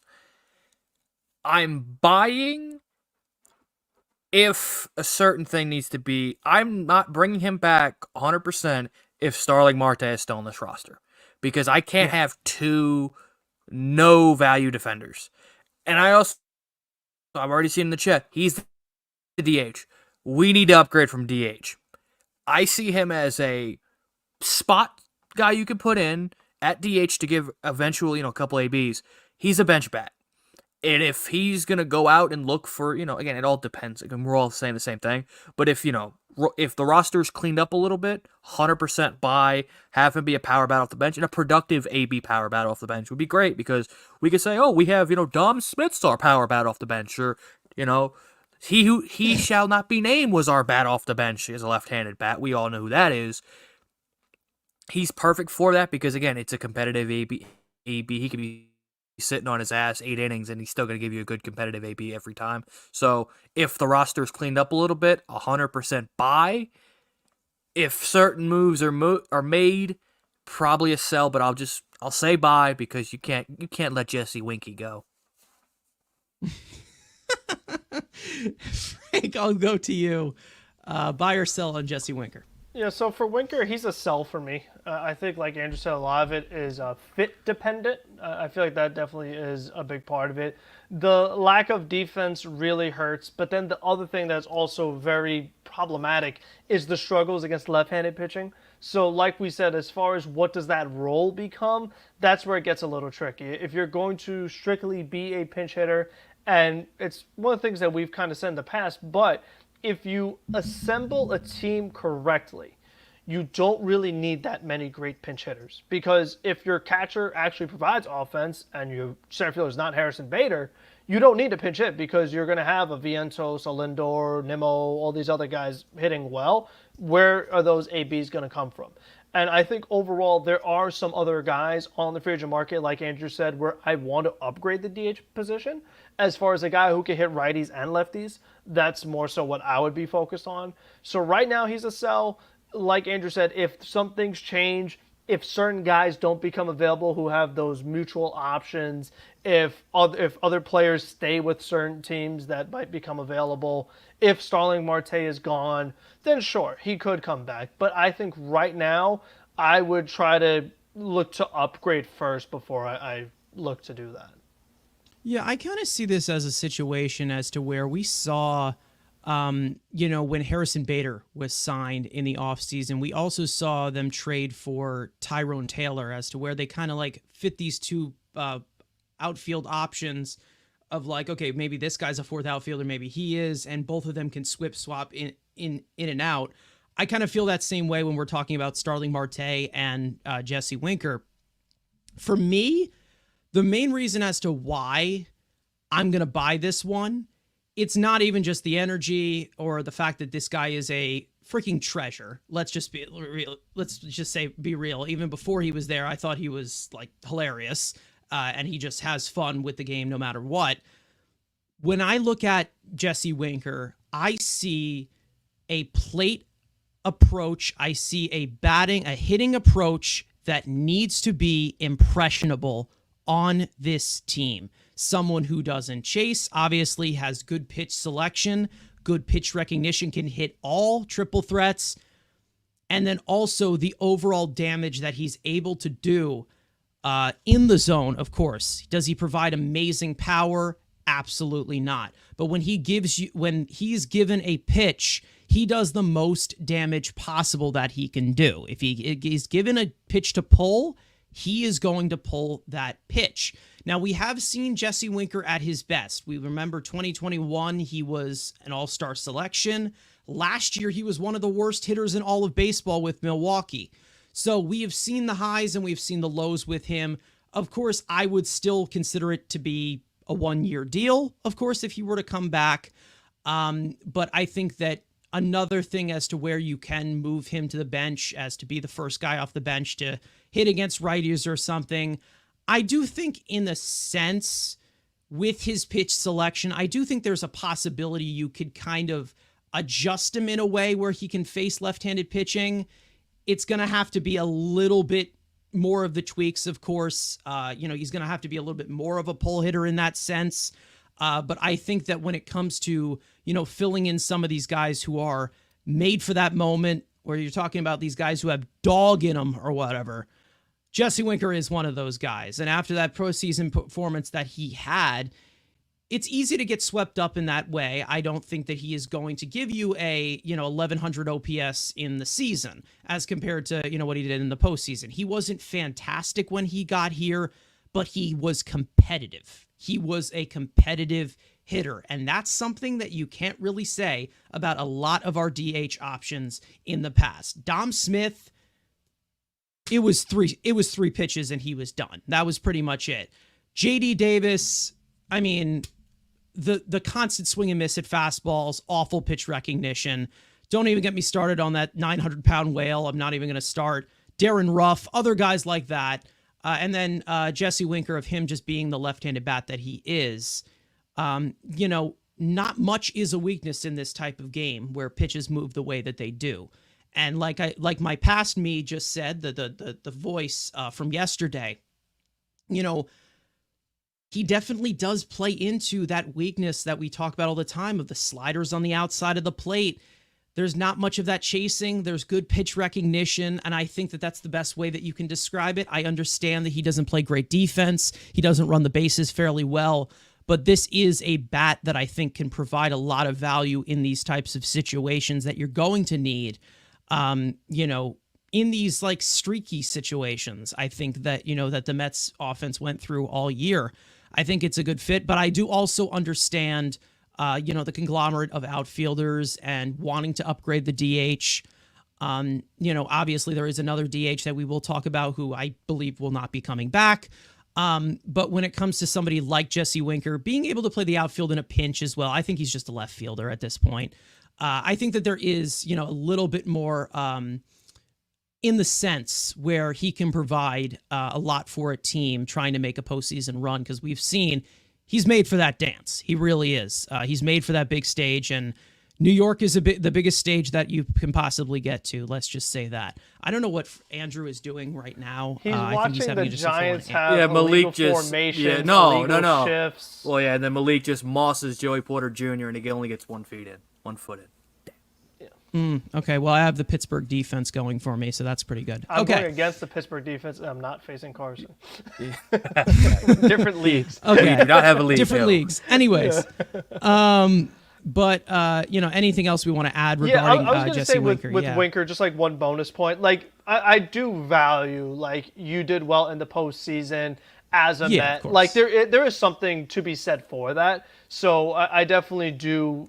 Like, I still would like to bring him back under the right circumstances. Yeah, and it's another one of those things where, like, if he really likes being a Met and he's willing to take a little bit of a discount, because like that number you put, like the 1 year, $2.4 million.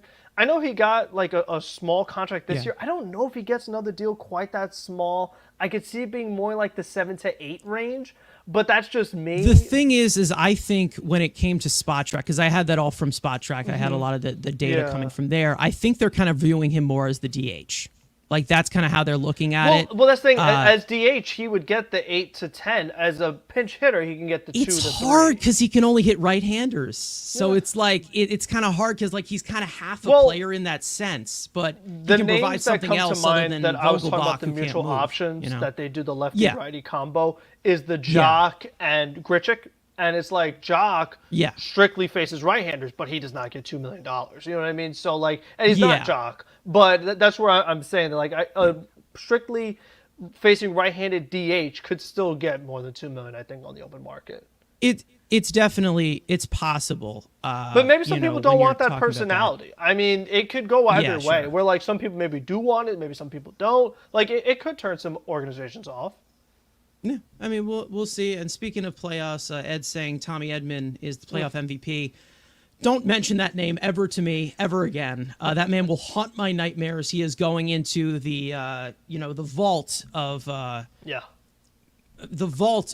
demons for New York Mets fans. But no, he has had an incredible postseason, and I hope the Braves don't pick him up to torture us next year. Let's just say that. Okay, next free agent. Oh no. Okay, well, I guess since we're farther into it, let's get into it. Jesus Christ, here we go.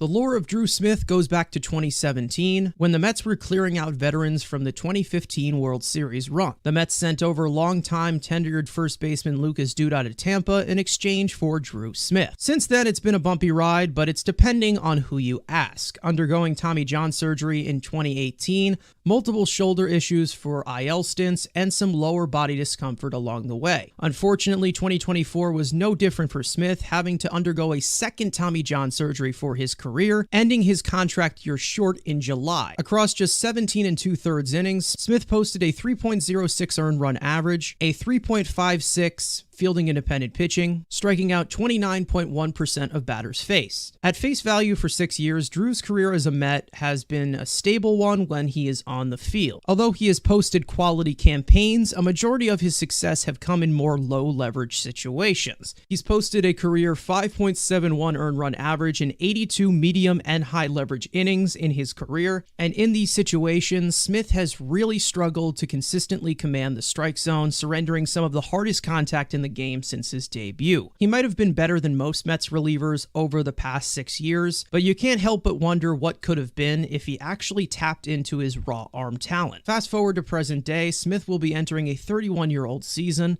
expected to miss a majority of 2025 while still recovering from surgery. Now, obviously, Drew Smith, if you were to possibly bring him back, he's not going to be back for a while, but we have seen the Mets do that before where they sign some guys who are undergoing and rehabbing under contract and they come back. We saw them do that with John Curtis. I think that they did some kind of contract thing with Franklin Kilome back in the day, but that was a lot different.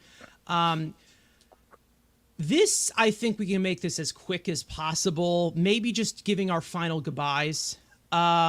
Let's just say a local celebrity here at Mets Weekly Drew Smith. Andrew, I think we can rip the Band-Aid off as quick as we can. What do you think regarding Drew Smith going forward? I'm sorry, I can't help but not laugh. Go ahead. Sell, enjoy being the next Paul Sewell for the Seattle Mariners. All right. Anything else you want to? No heartfelt eulogy. Nothing. No. No.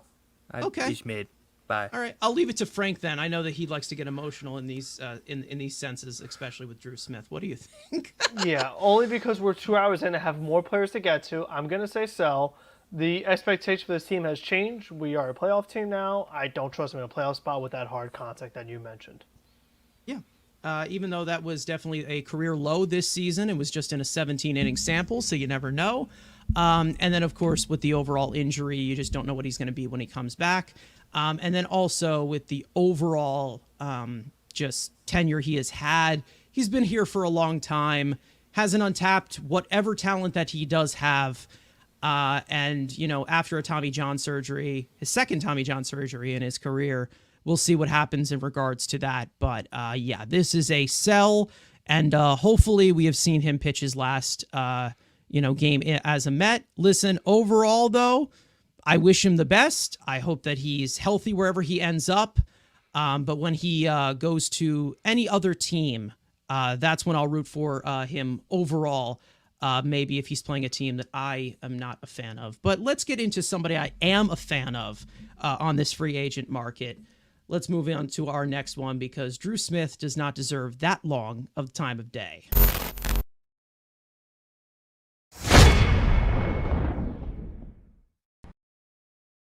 In late July, the Mets acquired Ryan Stanek from Seattle in exchange for minor league outfielder Ryland Thomas. After 2 great seasons in Tampa, followed by 3 great seasons in Houston, Stanek has struggled to regain form ever since. Once the hard-throwing right-hander got to Queens, it did start off very rough, struggling to miss bats, walking batters, and getting moved to more lower-leverage assignments. In just 16.1 innings with the Mets, Stanek posted a 6.06 earned run average, a 4.39 fielding independent pitching, striking out 33.3% of batters. As a pitcher who loves to attack hitters, hard contact has always been a concern for him, but his explosive swing and miss stuff proceeded to really kick into gear in the postseason, with 6 scoreless outings in 7 appearances. With plenty left in the tank, Stanek will be entering a 33-year-old season in 2025, hoping to bounce back and regain the consistency of years past.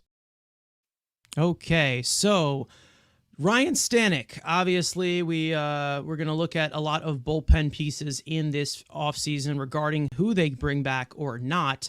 But this was definitely an interesting one. Started off very rough. We know of his postseason experience. He was good in the postseason. Last outing was not great.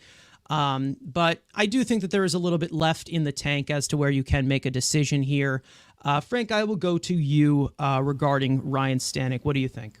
Yeah, he's a buy for sure. I think on a 1-year deal, nothing wrong with it, regardless of price. We have so much money coming to the books. Even if it's like 1 year, $9 million, fine, honestly. I mean, we talked so much during this postseason that we had so few arms we felt like we could rely on, and he was one of those few that we did rely on. So you don't want to lose that. You don't want to make that problem worse.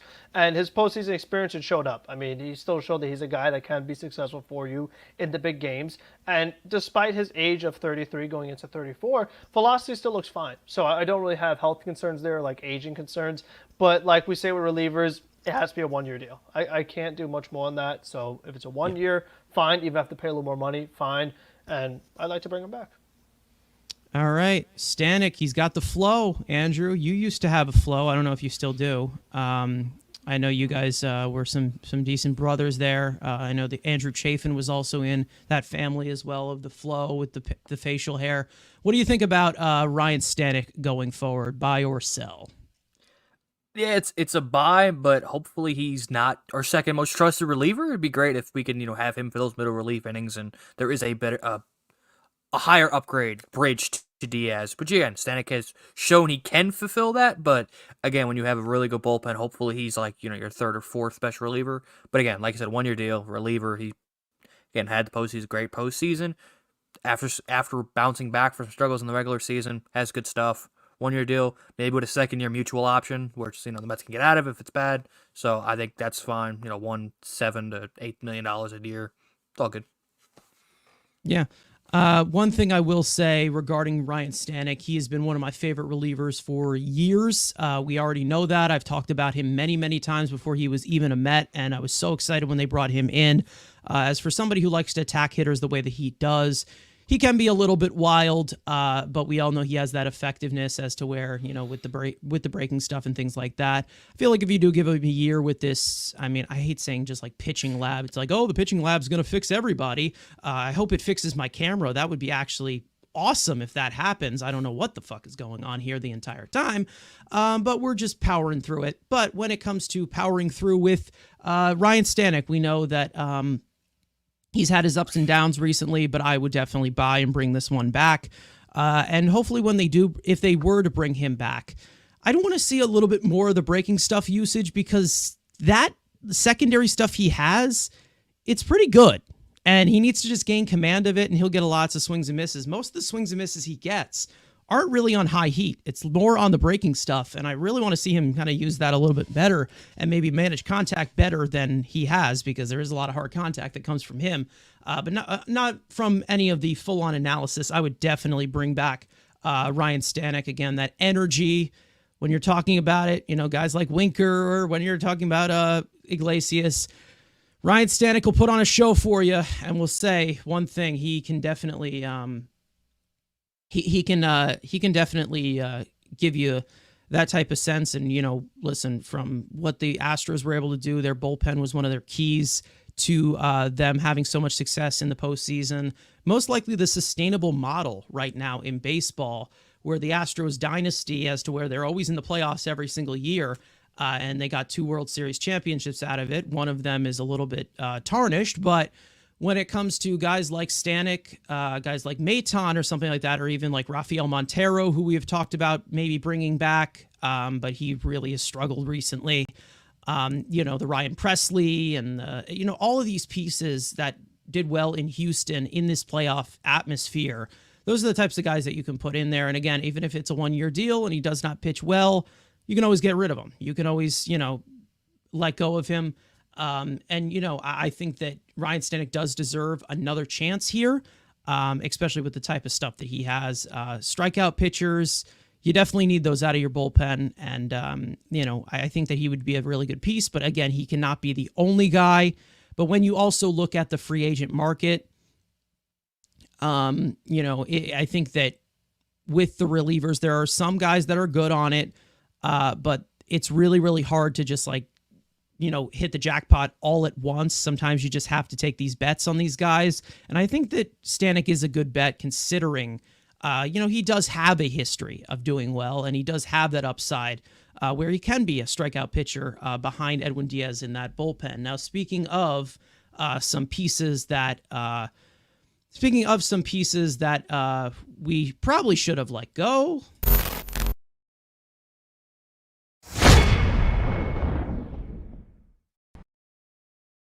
After rejecting a year 2 player option worth over $7 million, Adam Ottavino would come up empty on the free agent market and sign back with the Mets on a 1-year, $4.5 million contract. In his 3rd straight year in Queens, Ottavino struggled mightily in the back end of the bullpen, which would eventually move him to low leverage assignments for a majority of the season. Along with failing to strand more than 45% of runners inherited, Ottavino posted a 4.34 earned run average, a 3.67 fielding independent pitching, striking out 28.6% of batters across 56 innings pitched. After a very subpar campaign, Ottavino did not make a single appearance in the Wild Card Series and the NLDS, and would eventually be left off the Mets' NLCS roster. Out of all the underperforming players that were let go by the Mets this year, there was definitely some speculation as to why Ottavino was still with the team. Instead, the Mets proceeded to slowly diminish his role over time, possibly sealing his fate with the organization going forward. Ottavino will be entering a 39-year-old season in 2025 and is expected to showcase his talents in the Dominican Winter League this offseason for MLB scouts.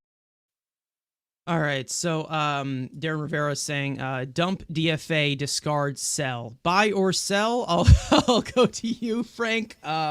This one's pretty self-explanatory. We've had so many conversations about it throughout the season. Sold. Goodbye. If he was left off the playoff roster, it tells you all you need to know. Adios. Yeah, absolutely. Andrew, anything creative you'd like to put in here? No, again, it's have fun in the Mexican Winter League. You know, there's totally never been a guy who's gone to the Mexican Winter League and has never come back. It's never happened. So, fingers crossed.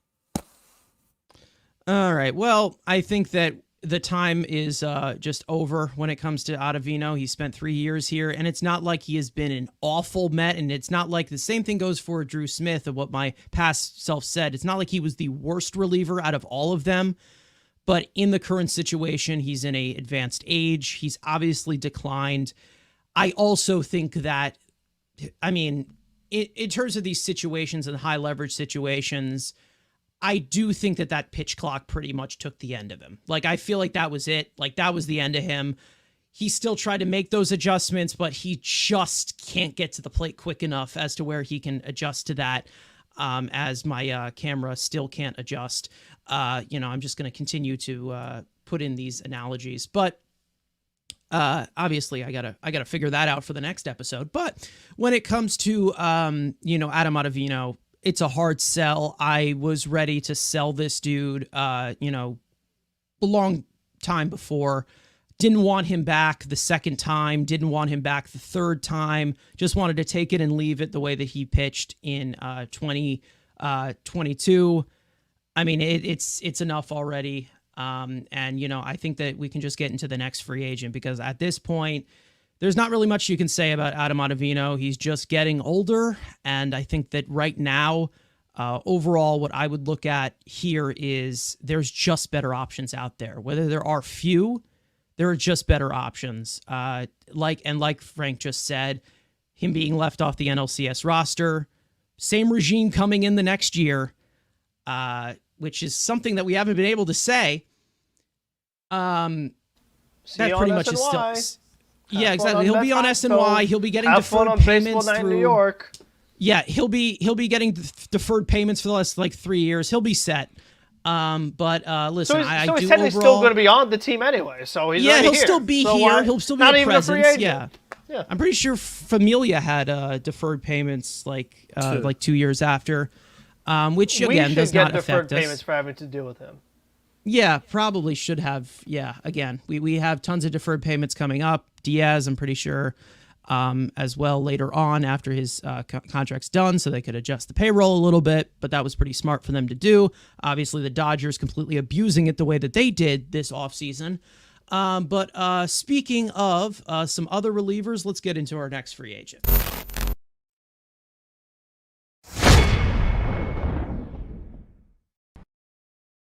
2 off-seasons ago, the Mets acquired Brooks Raley from Tampa in exchange for left-handed pitching prospect Keyshawn Askew. The side-slinging southpaw was a huge asset to the Mets bullpen for his overall versatility, being able to pitch to right-handed hitters and left-handed hitters, manage contact at a near-elite level, and registering tons of chases and whiffs with highly graded breaking stuff. Unfortunately for Raley, the Mets really missed him in 2024, which led to a high usage of Danny Young and Alex Young down the stretch of the season. Just 7 innings into 2024, Raley would undergo UCL reconstruction surgery in his left elbow, which included an internal brace augmentation to sideline him for the rest of the year. But as a Met, Raley posted a 2.48 earned run average, a 3.47 fielding independent pitching, striking out 26.8% of batters across 61.2 innings pitched. His overall consistency as a reliever since returning from the KBO in 2020 has really made him into one of the most underrated bullpen arms in the game, if not one of the best left-handed relievers in all of baseball. Expected to miss a vast majority of next year, Raley will be entering a 37-year-old season in 2025, hoping to pick up where he left off once he's back to 100%. His health will definitely be a concern going forward for his advanced age, but his contributions to a consistently tedious Mets bullpen cannot go unnoticed. Oh, man. this one hurts. It really does hurt because I love Brooks Raley, but I think what direction we're going to be going in, this is the tough part of the game. Let's just say that. Andrew, I'll go to you. I know you're a big fan of Brooks Raley as well. Buy or sell on this one? Well, I guess we have different opinions because it's going to be a league min deal. I'll take a flyer because, again, I'd rather take 36-year-old Brooks Raley over anything Alex Young, Danny Young. I'll take the risk at league min because what it's going to be. Because like you said, he's going to miss half the year, most likely. So you're just telling me it's a league min flyer deal? Again, the Mets did it for John Curtis. Again, for lesser names, if Brooks is just going straight, hey, league min flyer, might as well just throw it out there because, again, it's better than the internal options you got. And, again, externally, there's, not great options. It's the same guys we seem to say every year. So if it's just based strictly, hey, league men recovery, there's no reward. There's no risk. It's say, hey, it's a league man deal. He sucks. He's 36. He's done. Okay, after the year, whatever. But you also get the reward of potentially, hey, what if he's 70% of what he was? It's better than what we've had the last couple of years. It is, but I do think that there's a strong possibility he does not pitch at all in 2025. Like, there is a strong because, like, I think that they're like, because I don't know, did he have the internal brace as well? Because like that's like a year-long recovery. Like that takes. You said brace in the thing. Yeah, did I say that? Okay. Well, brace. Listen, I was doing those late at night. These transitions, which are awesome. Thank you very much, Shay. But I was doing them late in the night, so I don't even remember what I said at this point. But when it comes to Brooks Raley, Frank, I don't know if you have like the kind of same thought process in terms of this one. Like if he was healthy, I'd love to, but if he's out for the year, I can't use him. Yeah. So unfortunately, so. Yeah. Yeah. I and think the I'm age gonna too. Like if he was a little younger, I would try the 2-year thing, like the Curtis deal. I would totally try it. But with the age, it's like then you're looking at 38. It's risky. Yeah. So I'm gonna have to say sell, unfortunately. Well, and I guess this is one thing, and we always talk of pitchers. Raley was never a velocity guy, so it's not like this is velocity. And again, if it's a league min, if it's 2 league min deals, where's the risk? Yeah, that's what I mean. Fine. If he's not going to pitch, obviously sell, yeah. but it's going to be, if worst case it's 2 league min deals, they've given worse people league min deals. So again, that's just me being with a rail dog, but again, it's a 1-year league min deal. I'm fine with taking the risk. Yeah, when it comes to Brooks Raley, if it's 800K, that's fine. That is fine. I would 100% do that. You're just not going to see him in spring training. You're not going to see, it's going to take a while for him to ramp up. But as for, using a 40-man roster spot on him while he's out as much as it is, I think that there's probably a way that you can shift this over. I know that, there's not many good options out there, but any option is better than no option for 2025. I love Brooks Raley, and I hope that when he comes back, he kills it wherever he ends up, which, it does kind of suck, that it's kind of ended this way, because I think when he was here, he was one of our most consistent relievers. And, he has been one of the best left-handed arms since coming back from the KBO. But I think that when you look at it from the standpoint of his health, he is older now. I don't know of how much that will affect him, but also the elbow injury of his being more extreme with the internal brace. Most of that has to do with a lot of breaking stuff as well, and we know how much he likes the breaking stuff too. Again, it has to be a league minimum type of thing staying in the organization, but you probably don't see Brooks Raley back for a while if you were to bring him back, so you can't really rely on that as much. I love Brooks Raley again, but, we'll see what happens. Now, let's continue with the bullpen, which I think is going to be, this one's probably going to be quite a mixed bag, let's just say, in opinions. We'll see what happens, but let's get into our next free agents, shall we?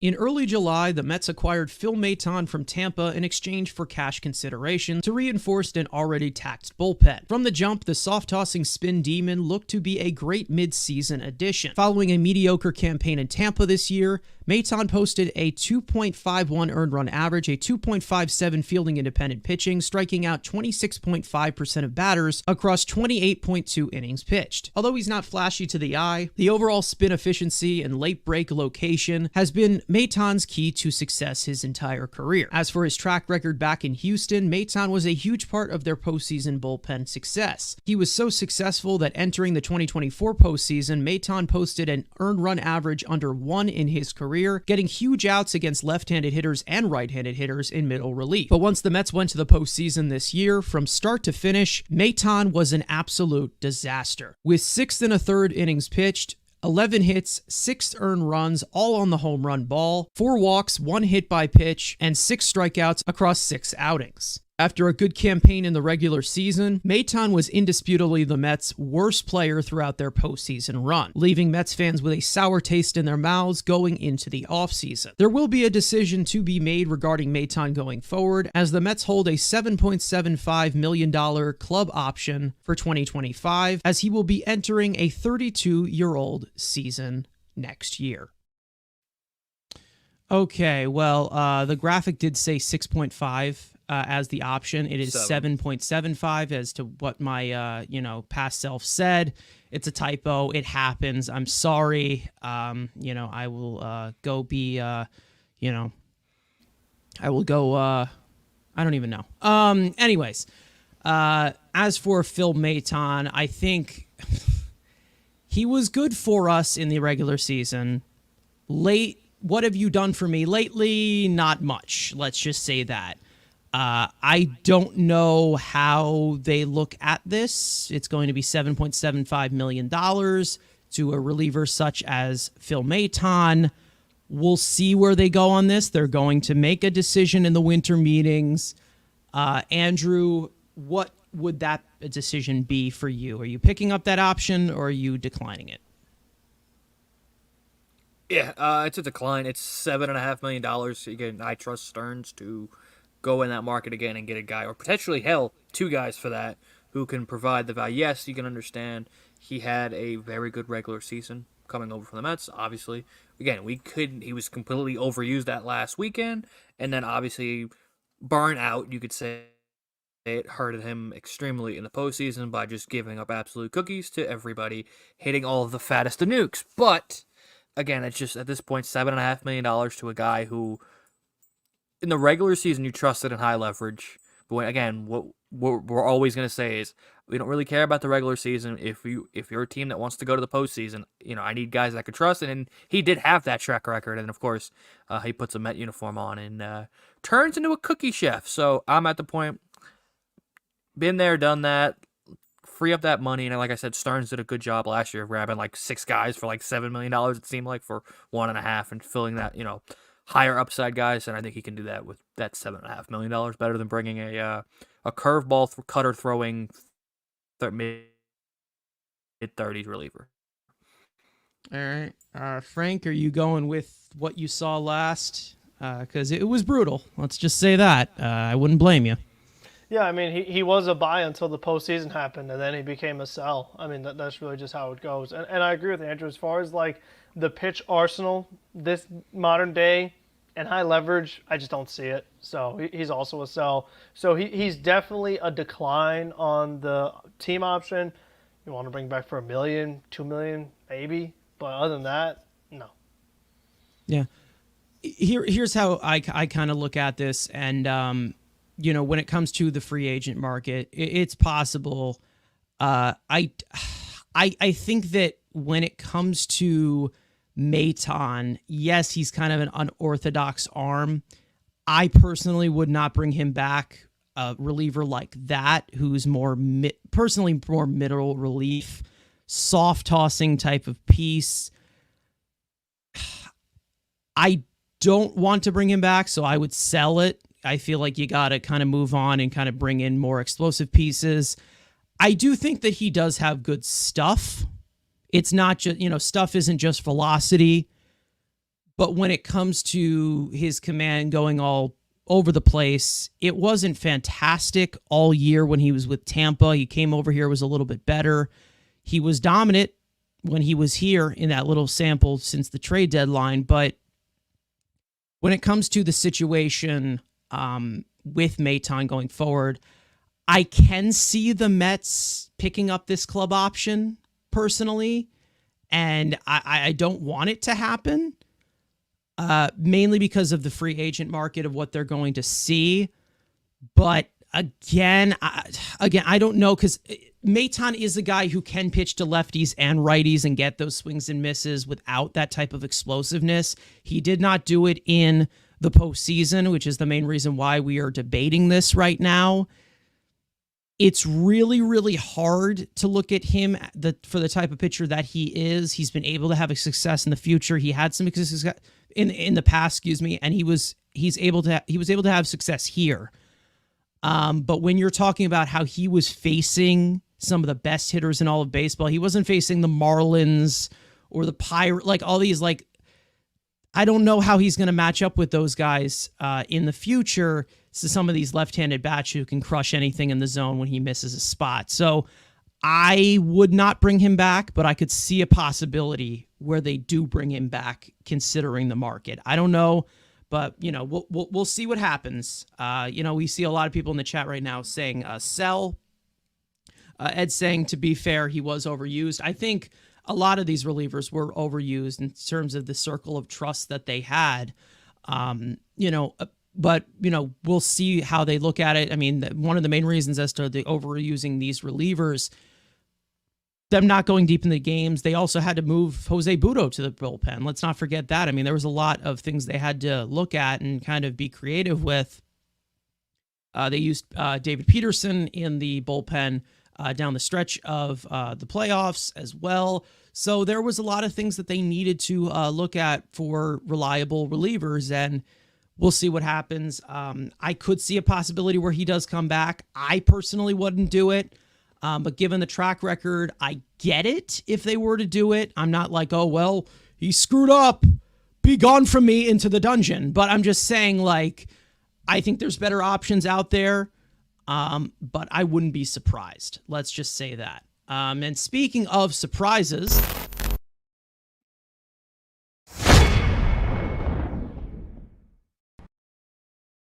to reunite with his old college teammate Pete Alonso, the Mets signed Harrison Bader to a one-year, $10.5 million deal in the offseason to expand the outfield depth chart and strengthen the Mets defense up the middle. As a perennial premier defender, Bader did just that, landing in the 95th percentile in outs above average and providing a top 15% arm strength in center field. But the most surprising asset out of the gate was Bader's bat, where he provided fantastic situational hitting from the bottom of the lineup. In the first half, Bader slashed 273, 312, 420 with a 105 weighted runs created plus across 285 plate appearances, also posting an 808 OPS with runners in scoring position. Seeming to keep the Mets lineup deep, Bader fell off a cliff in the second half, which diminished his playing time in favor of Tyrone Taylor in center field with just a 47 weighted runs created plus in 152 plate appearances. Although the offensive maximizing ran out of its capacity, Bader was a valuable add to what the Mets have missed in the margins for a long time. Elite defensive range and strong arm in center field, plus base running and speed, including some great situational hitting as a surprise bonus. The veteran outfielder will be entering a 31-year-old season, following 3 consecutive seasons with Carlos Mendoza,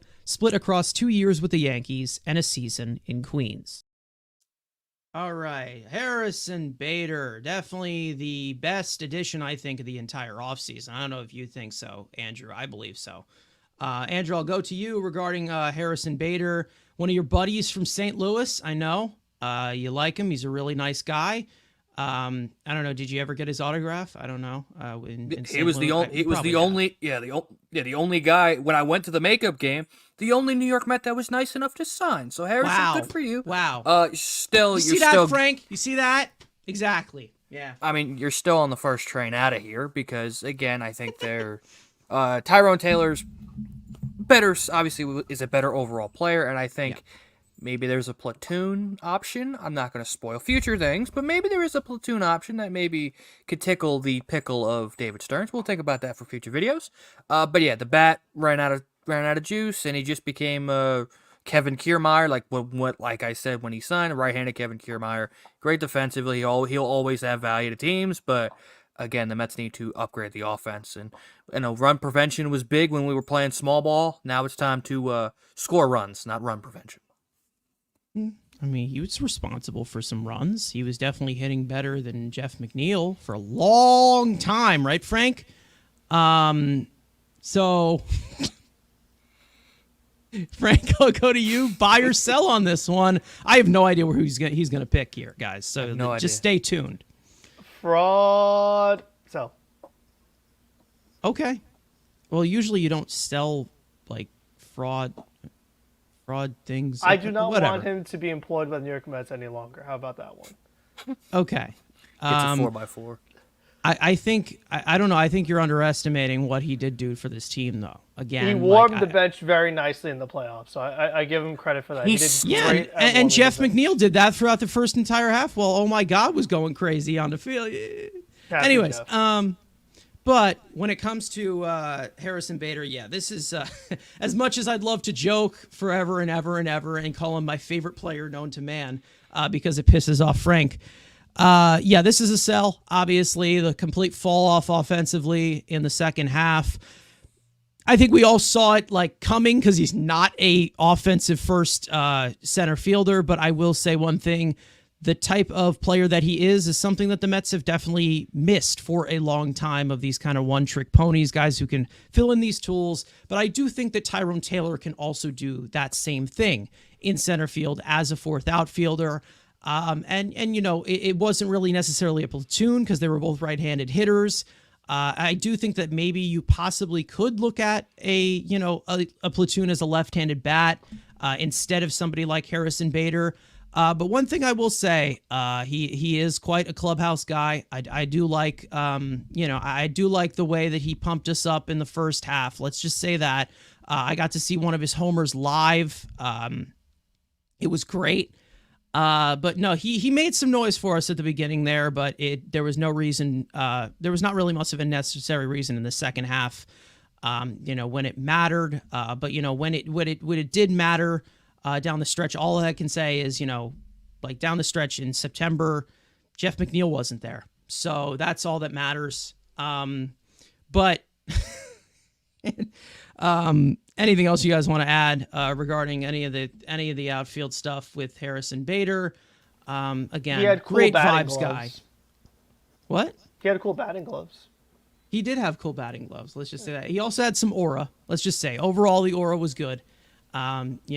But again, sometimes gingers just don't last that long in the sun. Maybe that's why he just didn't do well in the second half because of, anyways. But when it comes to the next free agent, kind of a similar trajectory this year compared to Harrison Bader. Let's get into the next one.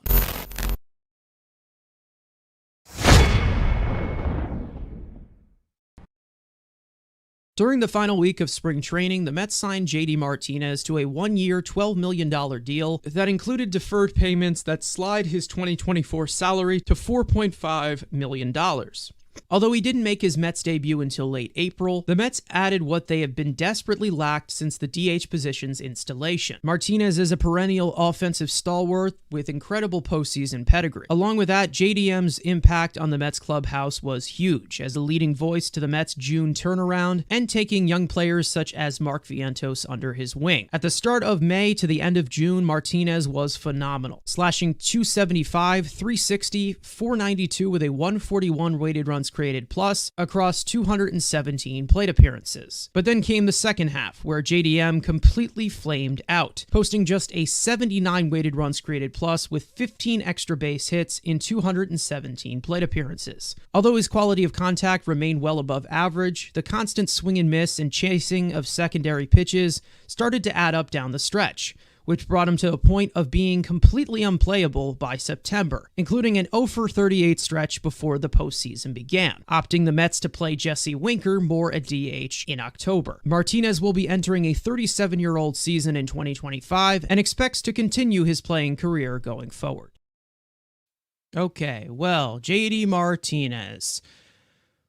We talked about him in the offseason. We've talked about him many times. Mets finally got him on the final week of spring training. He came in here, made an impact. Towards the end there, it looked pretty rough, started to show his age. Andrew, I'll go to you regarding JD Martinez going forward, buy or sell. It's a sell. I mean, again, the position, like, I appreciate the signing of, and when Stearns, we did get a regress in last week of spring training, even though, hell, who would have known if Vientos would have played every day from opening day? Besides the point that, it was a win-now move, and for 1 year, $10 million, like I said, it was worth the risk. Again, he's 37, doesn't own a glove, can't provide any running. He's maybe the slowest person. He might be slower than Mark Vientos, with the hitting the ball on the ground. So, again, you have an internal option if you want to move him to that position, or, again, you can get a lot more athletic at your DH position with some external options. So again, JD, I mean, hell, you could stay as the hitting coach if you want. You can have Eric Chavez's job because it seems like you do more for the young players than Eric Chavez did. But besides the point, as an active Met player, you can go enjoy anywhere else. All right, Frank, you think the also same a way? Sell. I mean, Yeah. I liked it. The signing at the time, age caught up, and he's done. Yeah. I mean, he's done. Yeah. Yeah. No, he's done. Yeah, pretty much. Yeah, I'm also going to put this on a sell, obviously, because you do have other options. If you do decide to maybe bring in a third baseman through free agency, maybe Mark Vientos is that DH. But one thing I will say is I do appreciate JD Martinez for what he did do for this team, not just on the field or when you're talking about the overall numbers, because, a guy like that you expect to just perform. But this is kind of what I was talking about in the offseason, last year, where we were talking about Brett Beatty and where we had nobody to push him, where we were talking about other pieces and veteran pieces that can start in a pinch, such as Gio Urshela or other guys out there that could be starting caliber players if the guys aren't ready. Now, obviously, Mark Vientos came in and played third base, but we know that the main asset from Mark Vientos is his bat. Now, when it comes to, a guy like JD Martinez, it's really hard to push a DH type of thing, but it kind of worked out in the sense where the defense from third base, he was getting a lot of help from Lindor. He definitely improved. He's not great at it, but he improved. And then the overall hitting that he got, he kind of passed the JD Martinez magic on to Mark Vientos. And I will always be grateful for what he did there because remember, Vientos going into this season, we didn't know what direction he was going to go in. We talked about maybe him as a trade option. We talked about him as maybe not a future as to where, maybe Brett Beatty has the job there at third base and he's maybe just a DH prospect, which just doesn't really make any sense. But he took the job and he ran with it. And his overall bat, I mean, he looked like a prime JD Martinez this season. He really did. And it was really good to see that happen under the wing of somebody like JD Martinez, because I do believe that this Mark Vientos stuff would not have happened without JD Martinez there. And, obviously Mark Vientos has that type of talent and he can provide that type of power, but the complete hitter that he formed himself into this year, that a lot of that credits to a guy like JD Martinez, who is a veteran, prestigious hitter throughout his entire career. I know that it wore off towards the end there, and he was pretty much unplayable at that point. But you want the young guy to take over the way that he did, and it gives you some hopeful pieces for the future. Let's just say that it's obviously a sell. I wish him the best. He definitely had his impact on this team. That May and June he was really good. But the age just caught up and, overall the impact that he had on this team, to get them to where they were. We'll talk about that, eventually regarding some of the DH options going forward. But when it comes to, anything else regarding JD Martinez, if there's anything you guys want to add, I know we're going completely over time here. But again, like we've said, we have not been on in 7 days. So we definitely can ride this one out a little bit longer. And moving on to the next free agent, speaking of, let's get into some of the starting rotation guys.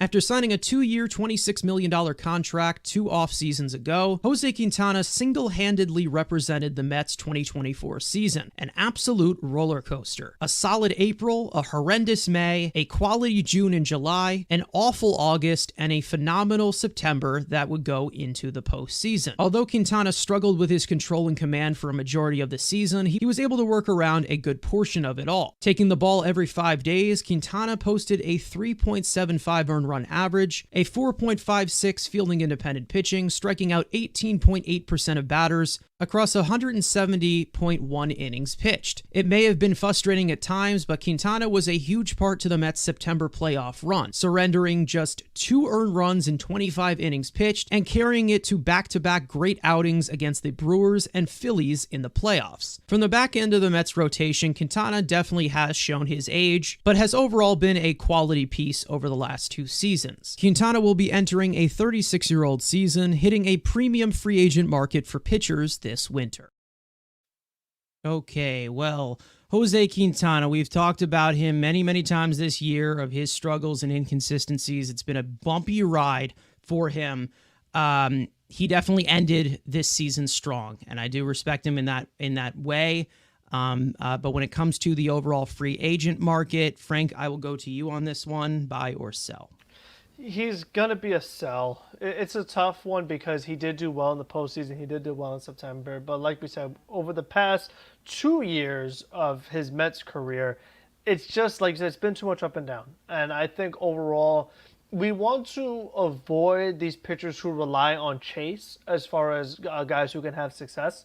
We just showed that like that blueprint does not work against a team like the Dodgers who doesn't chase. So I feel like ultimately like the Dodgers are going forward one of those teams that we do have to beat if we want to win it all. And again, age is not in his favor either. So he's one I would have to sell to. Yeah. Andrew, I'll go to you. We definitely had a sour taste in our mouths through a decent amount of the season this year with Jose Quintana, but he did redeem himself at the end, I will say. But buy or sell on this one with Jose Quintana? Sell. Like I said, we need to get younger in the rotation, and obviously, again, he had a lot of great moments. It opens up a spot, again, like I said, he's going to get overpaid probably. He can get a 1-year deal probably touching the 16, 17, 18, $19 million. And again, that's just kind of what it is. He had a very good end of the season, pretty good postseason. Obviously, the Dodger game we're going to exclude because it seemed like nobody can pitch the Dodgers itself, it seems like. But overall, like I said, it was a roller coaster year. He had a really good end of the season.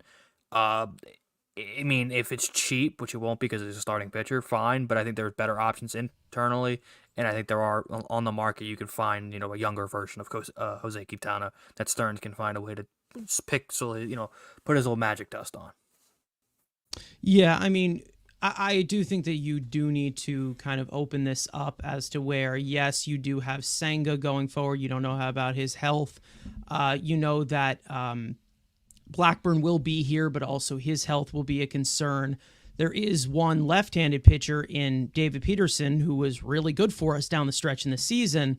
I can't believe I'm saying this a year, try saying this a year later in regards to me. But when it comes to, David Peterson as the left-handed guy, it seems like he was just a better fit in that regard of managing contact. He's also a lot cheaper. But when it comes to Jose Quintana, I think it's a sell here. He's just getting older. The age definitely showed. He was great for us. But I think that the Mets do need to go in a little bit different of a direction, a lot more young, a lot more of an upside.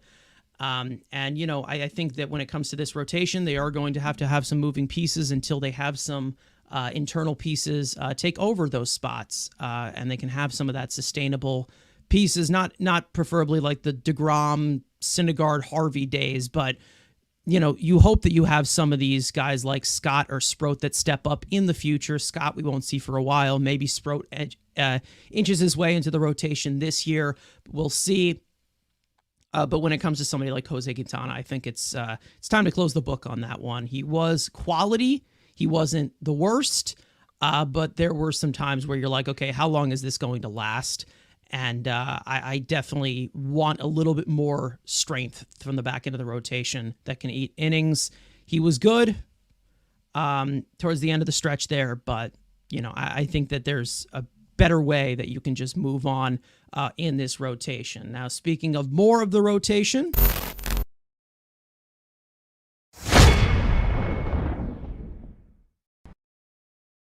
after 8 seasons in the Bronx, Luis Severino traveled to the other borough, signing a 1-year, $13 million contract with the Mets in the offseason. Not many of us knew what to expect. An explosive right-handed arm with great secondary stuff who has struggled to stay healthy for the past 5 seasons. While going to Driveline and reinventing his health regimen in the offseason, Severino wasn't the frontline arm he was in his past. But as for someone who labeled themselves the worst pitcher in all of baseball for 2023, he had quite the bounce-back campaign, posting a 3.91 earned run average, a 4.21 fielding independent pitching, striking out 21.2% of batters across 182 innings pitched. This was also the first time since 2018 that Severino surpassed the 120 innings threshold in a single season. Along with staying on the field all year, he was also able to go deeper into games by chasing outs with ground balls, more than just swing and miss with high 90s velocity. Going into 2025, Severino will be entering a 31-year-old season, expected to be an intriguing commodity on the free agent market. Okay, so Luis Severino, we brought him in on a 1-year deal in this offseason. Andrew, you fucking hated this thing. You thought he was the worst pitcher of all time. Buy or sell on this one? It's a sell just because of the price point. Like, if he takes qualifying off, for sure, I think there's maybe a world, but I think he's going to look term for that Taiwan Walker type deal. And again, I think running it back, and you're going to notice a trend here. And you saw it with the Knicks as a perfect example. You go to a certain place, people just go like, let's run it back. If you're just going to run the team back, you're getting worse. So I think there are upgrades on the market, in the trade market, for replacing the 2 guys that we have. So for me, unless he takes the qualifying offer, is kind of the only way I see him coming back. If not, let him get, a Taiwan Walker deal from like the Los Angeles Angels, and he'll love it because Artie Moreno will do something that's stupid. Yeah. Frank, what do you think about Severino?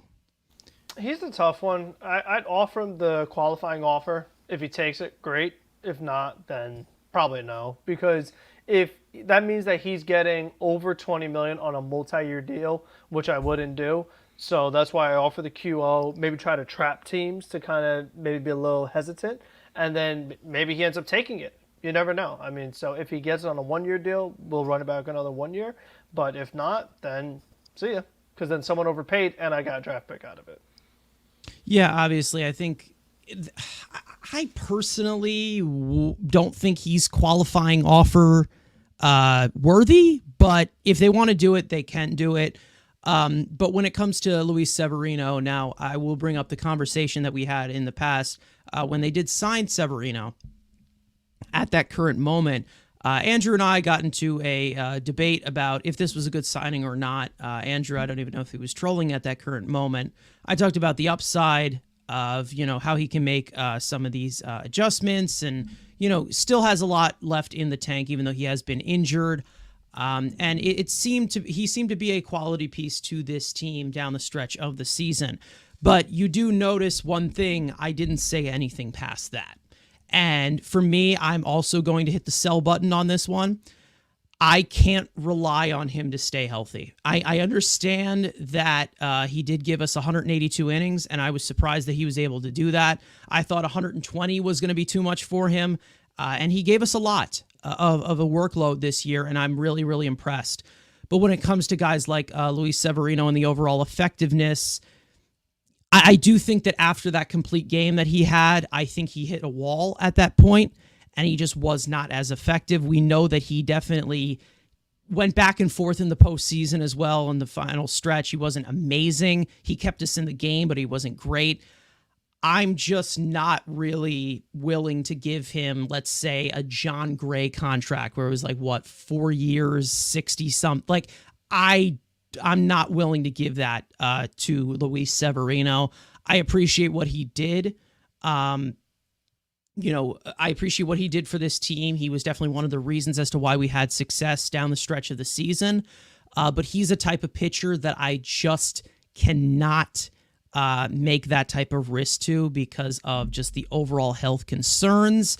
I know he's stayed healthy, and I'm impressed with that.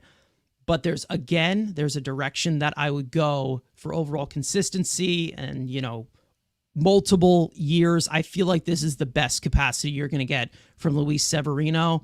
And it's possible that, you don't get more than the innings that you got this year. And maybe you get less because, again, he stayed healthy all season, which makes him appealing on the free agent market. But I just can't trust that it will continue to happen after the 5 seasons before that where he was not on the field consistently. Anything else you guys want to add regarding Severino? Because he was a big part to this team this year, and I do acknowledge him for that. The postseason inconsistencies definitely hurt his value to me. I feel like if he could have at least been solid in the postseason, I would have been a little more okay with it, but I just felt like he wasn't fully reliable as far as like, okay, we need a playoff start. I feel great about it. I can't say I did, so that really hurt as well. Andrew, were you wrong about Luis Severino? Do you want to admit it, or? I mean, he had similar type year to the guys in St. Louis. So it's all the same thing. So it's good for us. Yeah, and where did St. Louis go? Did Yeah. St. Louis go to the playoffs? Did the Mets win the World Series? No, they didn't. No. Moving on.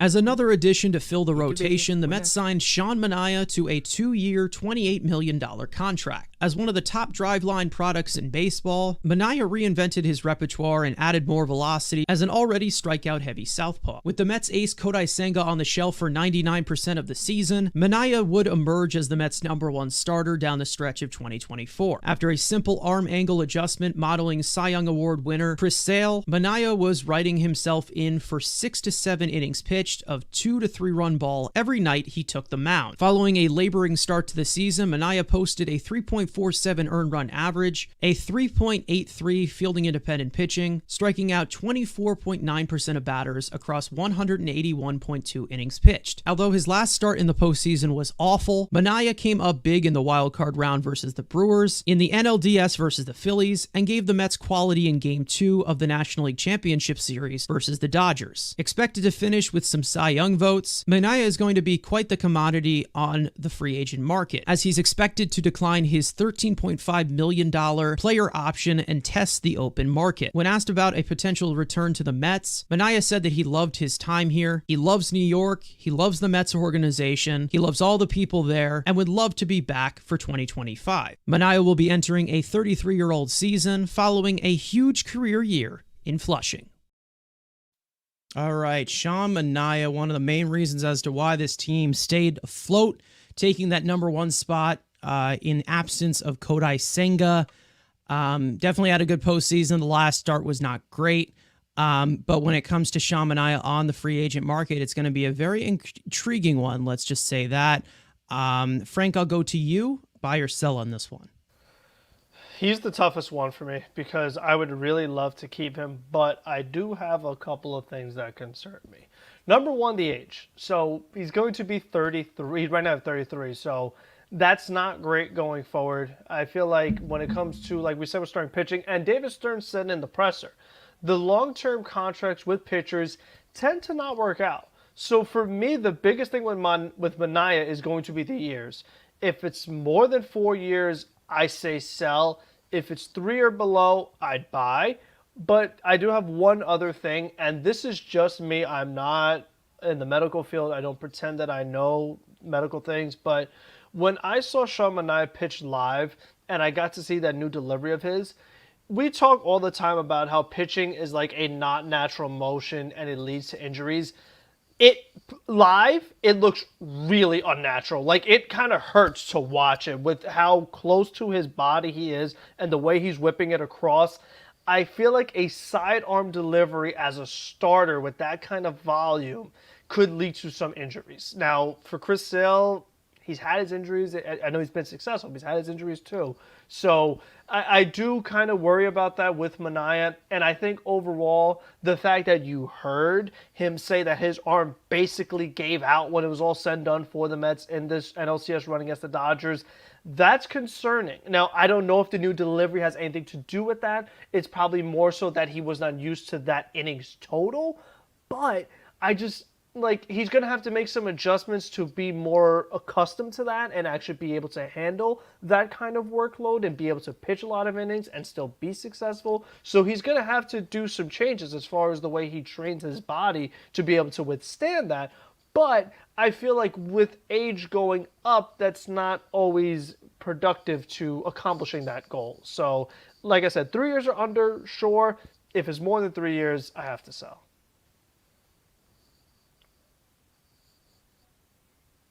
You're muted, bud. They can't hear you, Sir Carson. Oh. Yeah, All right, so I'll just go. Buy or sell, Andrew. Yeah. Again, like I said, Severino, sell. Again, it's not going to be 3 years. He's, again, if not, probably one of the best on the market. I mean, you can make your arguments for who, if obviously Burns is in a class by himself, but I think there's only a few teams going to be in that market. And then you look at a guy like, Sean Manaea is probably the next group of pitchers you would think expect, Garrett Cole opts out? Teams to spend. Cole's not going anywhere. He's not even a real free agent. He's not easy Yankee. I'm not even thinking about it. I mean, he'd be in the Cole Burns class. So again, like that next tier, I think a team is going to be very active. Again, the price of pitching could push. He said no to 13. He could double that and probably add a couple extra million to his AAV. So you're pushing close to $30 million on potentially a 5-year deal for a guy like you said. Because I've obviously as a Mets fan, you watch a lot of Mets content creators, but also look at the other teams and more the national, and that was something that other teams who've had interest in Manaea are saying, like, how, especially he already has had some injuries in the past. Now he has this drastic change. Is his body going to keep up with that drastic change to his delivery? But again, if it was no money involved, obviously you'd love him back. But we don't live in that world. We live in a world where pitching is expensive, and when you're one of the top guys, you're going to get paid, and I think he's just going to get overpaid by 5 years, close to 26, 27, maybe even $30 million a year for a guy who, again, similar to Severino 2 years ago, was one of the worst pitchers in baseball, like he said, and now he goes out and has this great second half. Obviously, we appreciate his services, but go get your bag. You're probably not coming back to the New York Mets. I also qualify for him too. Let me add that for sure. Yeah, he's the guy I would give the qualifying offer to, as well as the next guy that we were going to talk about, but we're almost to 3 hours, so we're going to skip that. I'm going to tell you right now, I think we're going to be talking about Pete Alonso during the offseason. I'm just going to give you a guess. I think he will be a topic of discussion. But when it comes to Manaea, I am buying. I think I've already made this local that I am going to try and bring back somebody like Sean Manaea, because of the overall consistency and strikeout stuff, as to where he's able to give you a lot of innings as well. I understand him hitting a wall the way that he did. I feel like the conditioning will be probably a little bit better for him going forward with the new change that he did make.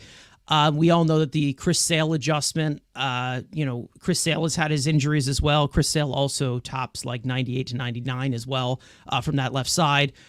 Manaea doesn't throw as hard, of course, and also does have some good secondary stuff. So I would try to bring back Sean Manaea, because I do think that he would be a very good, consistent piece in the middle of your rotation to kind of foundation it. I think the highest I'm probably going is maybe the Bassett deal. Maybe it's a little bit higher than that. I don't know how I would look at it, but 3 years is probably the max that I would go. And even then, you probably need to have some options in there as well. I think that the highest per year, I think I'm going like 22, 23, 24. Like that's the range I'm going. Less than 25 million a year is what I would go to for regarding Sean Manaea. As like this like mid-rotation type of guy, but maybe he does market himself as a frontline piece and he gets something like that, and I wish him the best if he does, but he is someone I will make an effort to try and re-side, giving over the actual consistency. I know he's in his mid-30s right now, but I think that type of consistency can carry over when it's talking about age 34, 35, maybe 36. Maybe he's not great towards the end there, but you can get a lot more from Sean Manaea going forward. From the middle of the rotation, I feel like he would just be one of the stable pieces you can lock down there.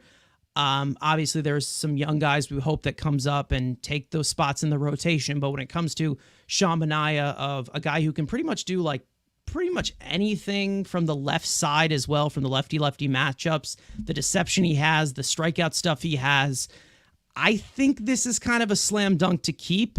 Obviously, if he wants 4, 5, 6 years, no thank you. That's like maxing me out here in terms of pitching. But I think that he stayed healthy enough as to where I can trust him in multiple years going forward, as to where you have some of this consistency in your rotation that's put around somebody like Sean Manaea. And I'll say one thing. Kodai Senga is your number one. Hopefully he bounces back and gets healthy. Maybe you bring in another number two on the pitching market. You don't know. I know there's one name out there that a lot of people have been talking about. I'm sure people asked about it in our future questions. And then Manaea is the number three. That's not bad. I mean, it really isn't when you talk about, the 1, 2, 3 of the rotation. And I think that that's probably the best bet out of all of these guys that are upcoming free agents, and including Pete Alonso as well. Out of all of these guys, if I have to pick one, it's Sean Manaea to keep. And let's just say that. And that's pretty much our buy or sell. Of course, Pete Alonso is a little bit more of a controversial type of topic regarding him. He will be a topic throughout the entire offseason. So we will get into that eventually. But I do want to get into some viewer questions on our way out. We'll do 2 before we head out of here. M Easy coming in here earlier saying trade for Alcantara. I think that is something we could consider, but it is an in-division type of thing, so I don't know how much the asking price is going to be. If you go into your surplus of your middle infielders, maybe. If you go into maybe some guys who are expiring or something, I don't know. But in terms of Alcantara, he's been banged up recently. I know that. Yeah, didn't pitch this season. He did not pitch this season, so it's not a guarantee as compared to, what was it, the 200 innings that he was pitching under Don Mattingly, where he basically pushed him to death while that team was not even like anywhere close to playoff contention. But when it comes to Alcantara, it's been a question. Let's just say that it's been a topic that we've talked about with the Marlins' young pitching, of bringing them in and going as a trade option, but it all really has to be with the right price. I don't know if that's how you guys feel about that situation. Frank, I'll go to you regarding Alcantara. I wish the Marlins would trade us Alcantara. I don't see it happening. I would love to get him, but I just don't see the Marlins doing business with the Mets for that kind of piece, for like that marquee kind of piece. Andrew? It's an $18 million salary on the Miami Marlins. He's going to get moved again. If it's not in the offseason, it'll be at the trade deadline. Maybe they try to rehab him, but it's the Miami Marlins, and it's a guy making more than $5 million. If it's not an offseason thing, he'll be traded probably by the next year's deadline. Again, I just don't think them. Even though we made a joke about, like, oh, we traded for David Robertson, maybe he's there. Obviously, Peter Bendix is another new guy in that front office, so maybe there isn't that hesitancy. But again, you're gonna have to pay a division price more. So let's say, and also the fact that they got Connor Norby and Kyle Stowers for Trevor Rogers. God knows what a Sandy Alcantara trade piece that Bendix pulled off. So, yes, obviously great pitcher coming off an injury, but you got an in-division tax. And the fact that, we gave up a bum and we got at least one legit piece in Norby, and we'll see what Stowers. So that would be like, Jet plus Clifford to begin with, and probably adding more on top of that. So, again, plus the division tax. So he's on the board, but I wouldn't have him high on the board just because of the price to acquire and, again, adding the division tax. I love him, but it's going to be too expensive. Darren Rivera coming in for the second question here. Do you prefer a DH like Brent Rooker to replace JDM, or do you leave it open for a guy like Marte or Winker if they re-sign them? Now, here's how I look at Brent Rooker in this sense. I do think he will get moved in this offseason, regarding what is going on with Oakland. They just don't give a shit. But when it comes to, Rooker, I think when we're looking at the righty to lefty matchup, the only way I'm going after Rooker, which I don't think is going to be a lot, because he is just like basically a DH. He's a bat. The only way I'm going after Rooker is if Winker's gone and you're not going to bring back Winker, and they end up trading Marte. Because when it comes to a guy like Brent Rooker, I prefer the DH to be a left-handed bat, because I just feel like with the way that pitchers are just kind of evolving in this sense of how they are pitching now, it's better to have a left-handed bat there, especially where I think it's more of a left-handed hitter's park in Citi Field. I think Brent Rooker's is a phenomenal hitter. I think that he's one of the best in the game that nobody talks about. You also have to consider where he was playing in Oakland. No pressure whatsoever. Comes over to the Mets, maybe he's just not the same. And I think Brent Rooker is a good guy that you can look at for a possible bat in this lineup. But I think that there's other guys I'm looking at to maybe possibly retain, such as Jesse Winker. And then there's also that outfielder in Baltimore that I would like to see as a possible DH option that I would throw a massive bag at that I think we all know who I'm talking about, but we don't have any more time to discuss that. But as for Rooker and DH options, Frank, I'll go to you on that one, and we'll finish it off here. Yeah, kind of like what Andrew said with Alcantara, like Oakland Athletic players get moved at some point. Yeah. Whether it's this year, trade deadline, going forward, because he does have team control, he will be moved at some point. You could say the same for Butler. So I'd be good with either one. You make the call, you test the market, see what the value is. If it works out and you can make a deal, make that deal. But overall, I would love to add him. I feel like he'd be a great piece. Whether we have Marte, don't have Marte, don't care. I would just love to add him.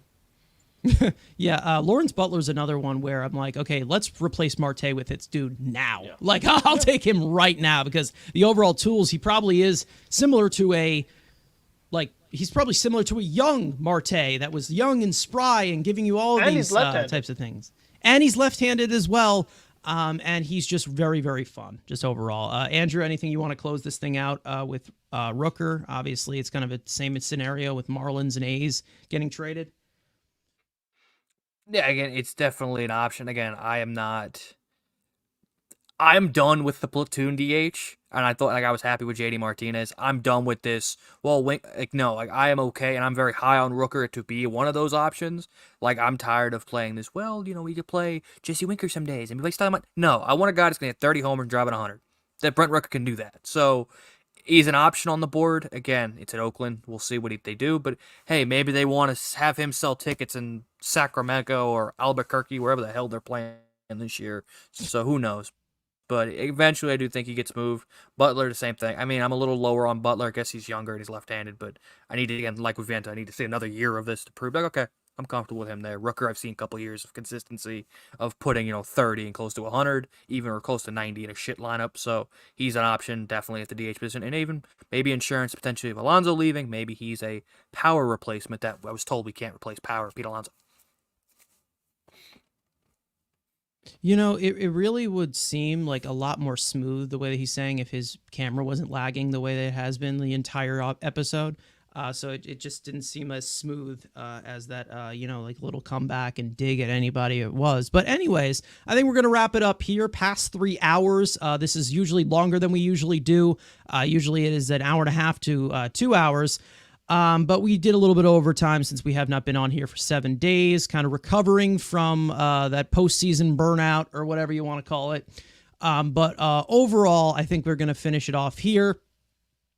Thank you guys so much for watching. For those of you who were here the entire time, hope you enjoyed the entire conversation. A lot of work was put into this show, of course, with the off days before it. For those of you watching or listening on playback, and you want to join the conversation live in the future, make sure to subscribe to the Mets Weekly YouTube channel and turn on those post notifications to not miss when we go live. And if you are a little sad that we are just doing this show once a week throughout the offseason, do not worry. We have plenty of other content in the works throughout all off-season long, so stay tuned for that. Make sure to follow Mets Weekly on X and on TikTok. Follow all of us individually. And finally, let's go Mets.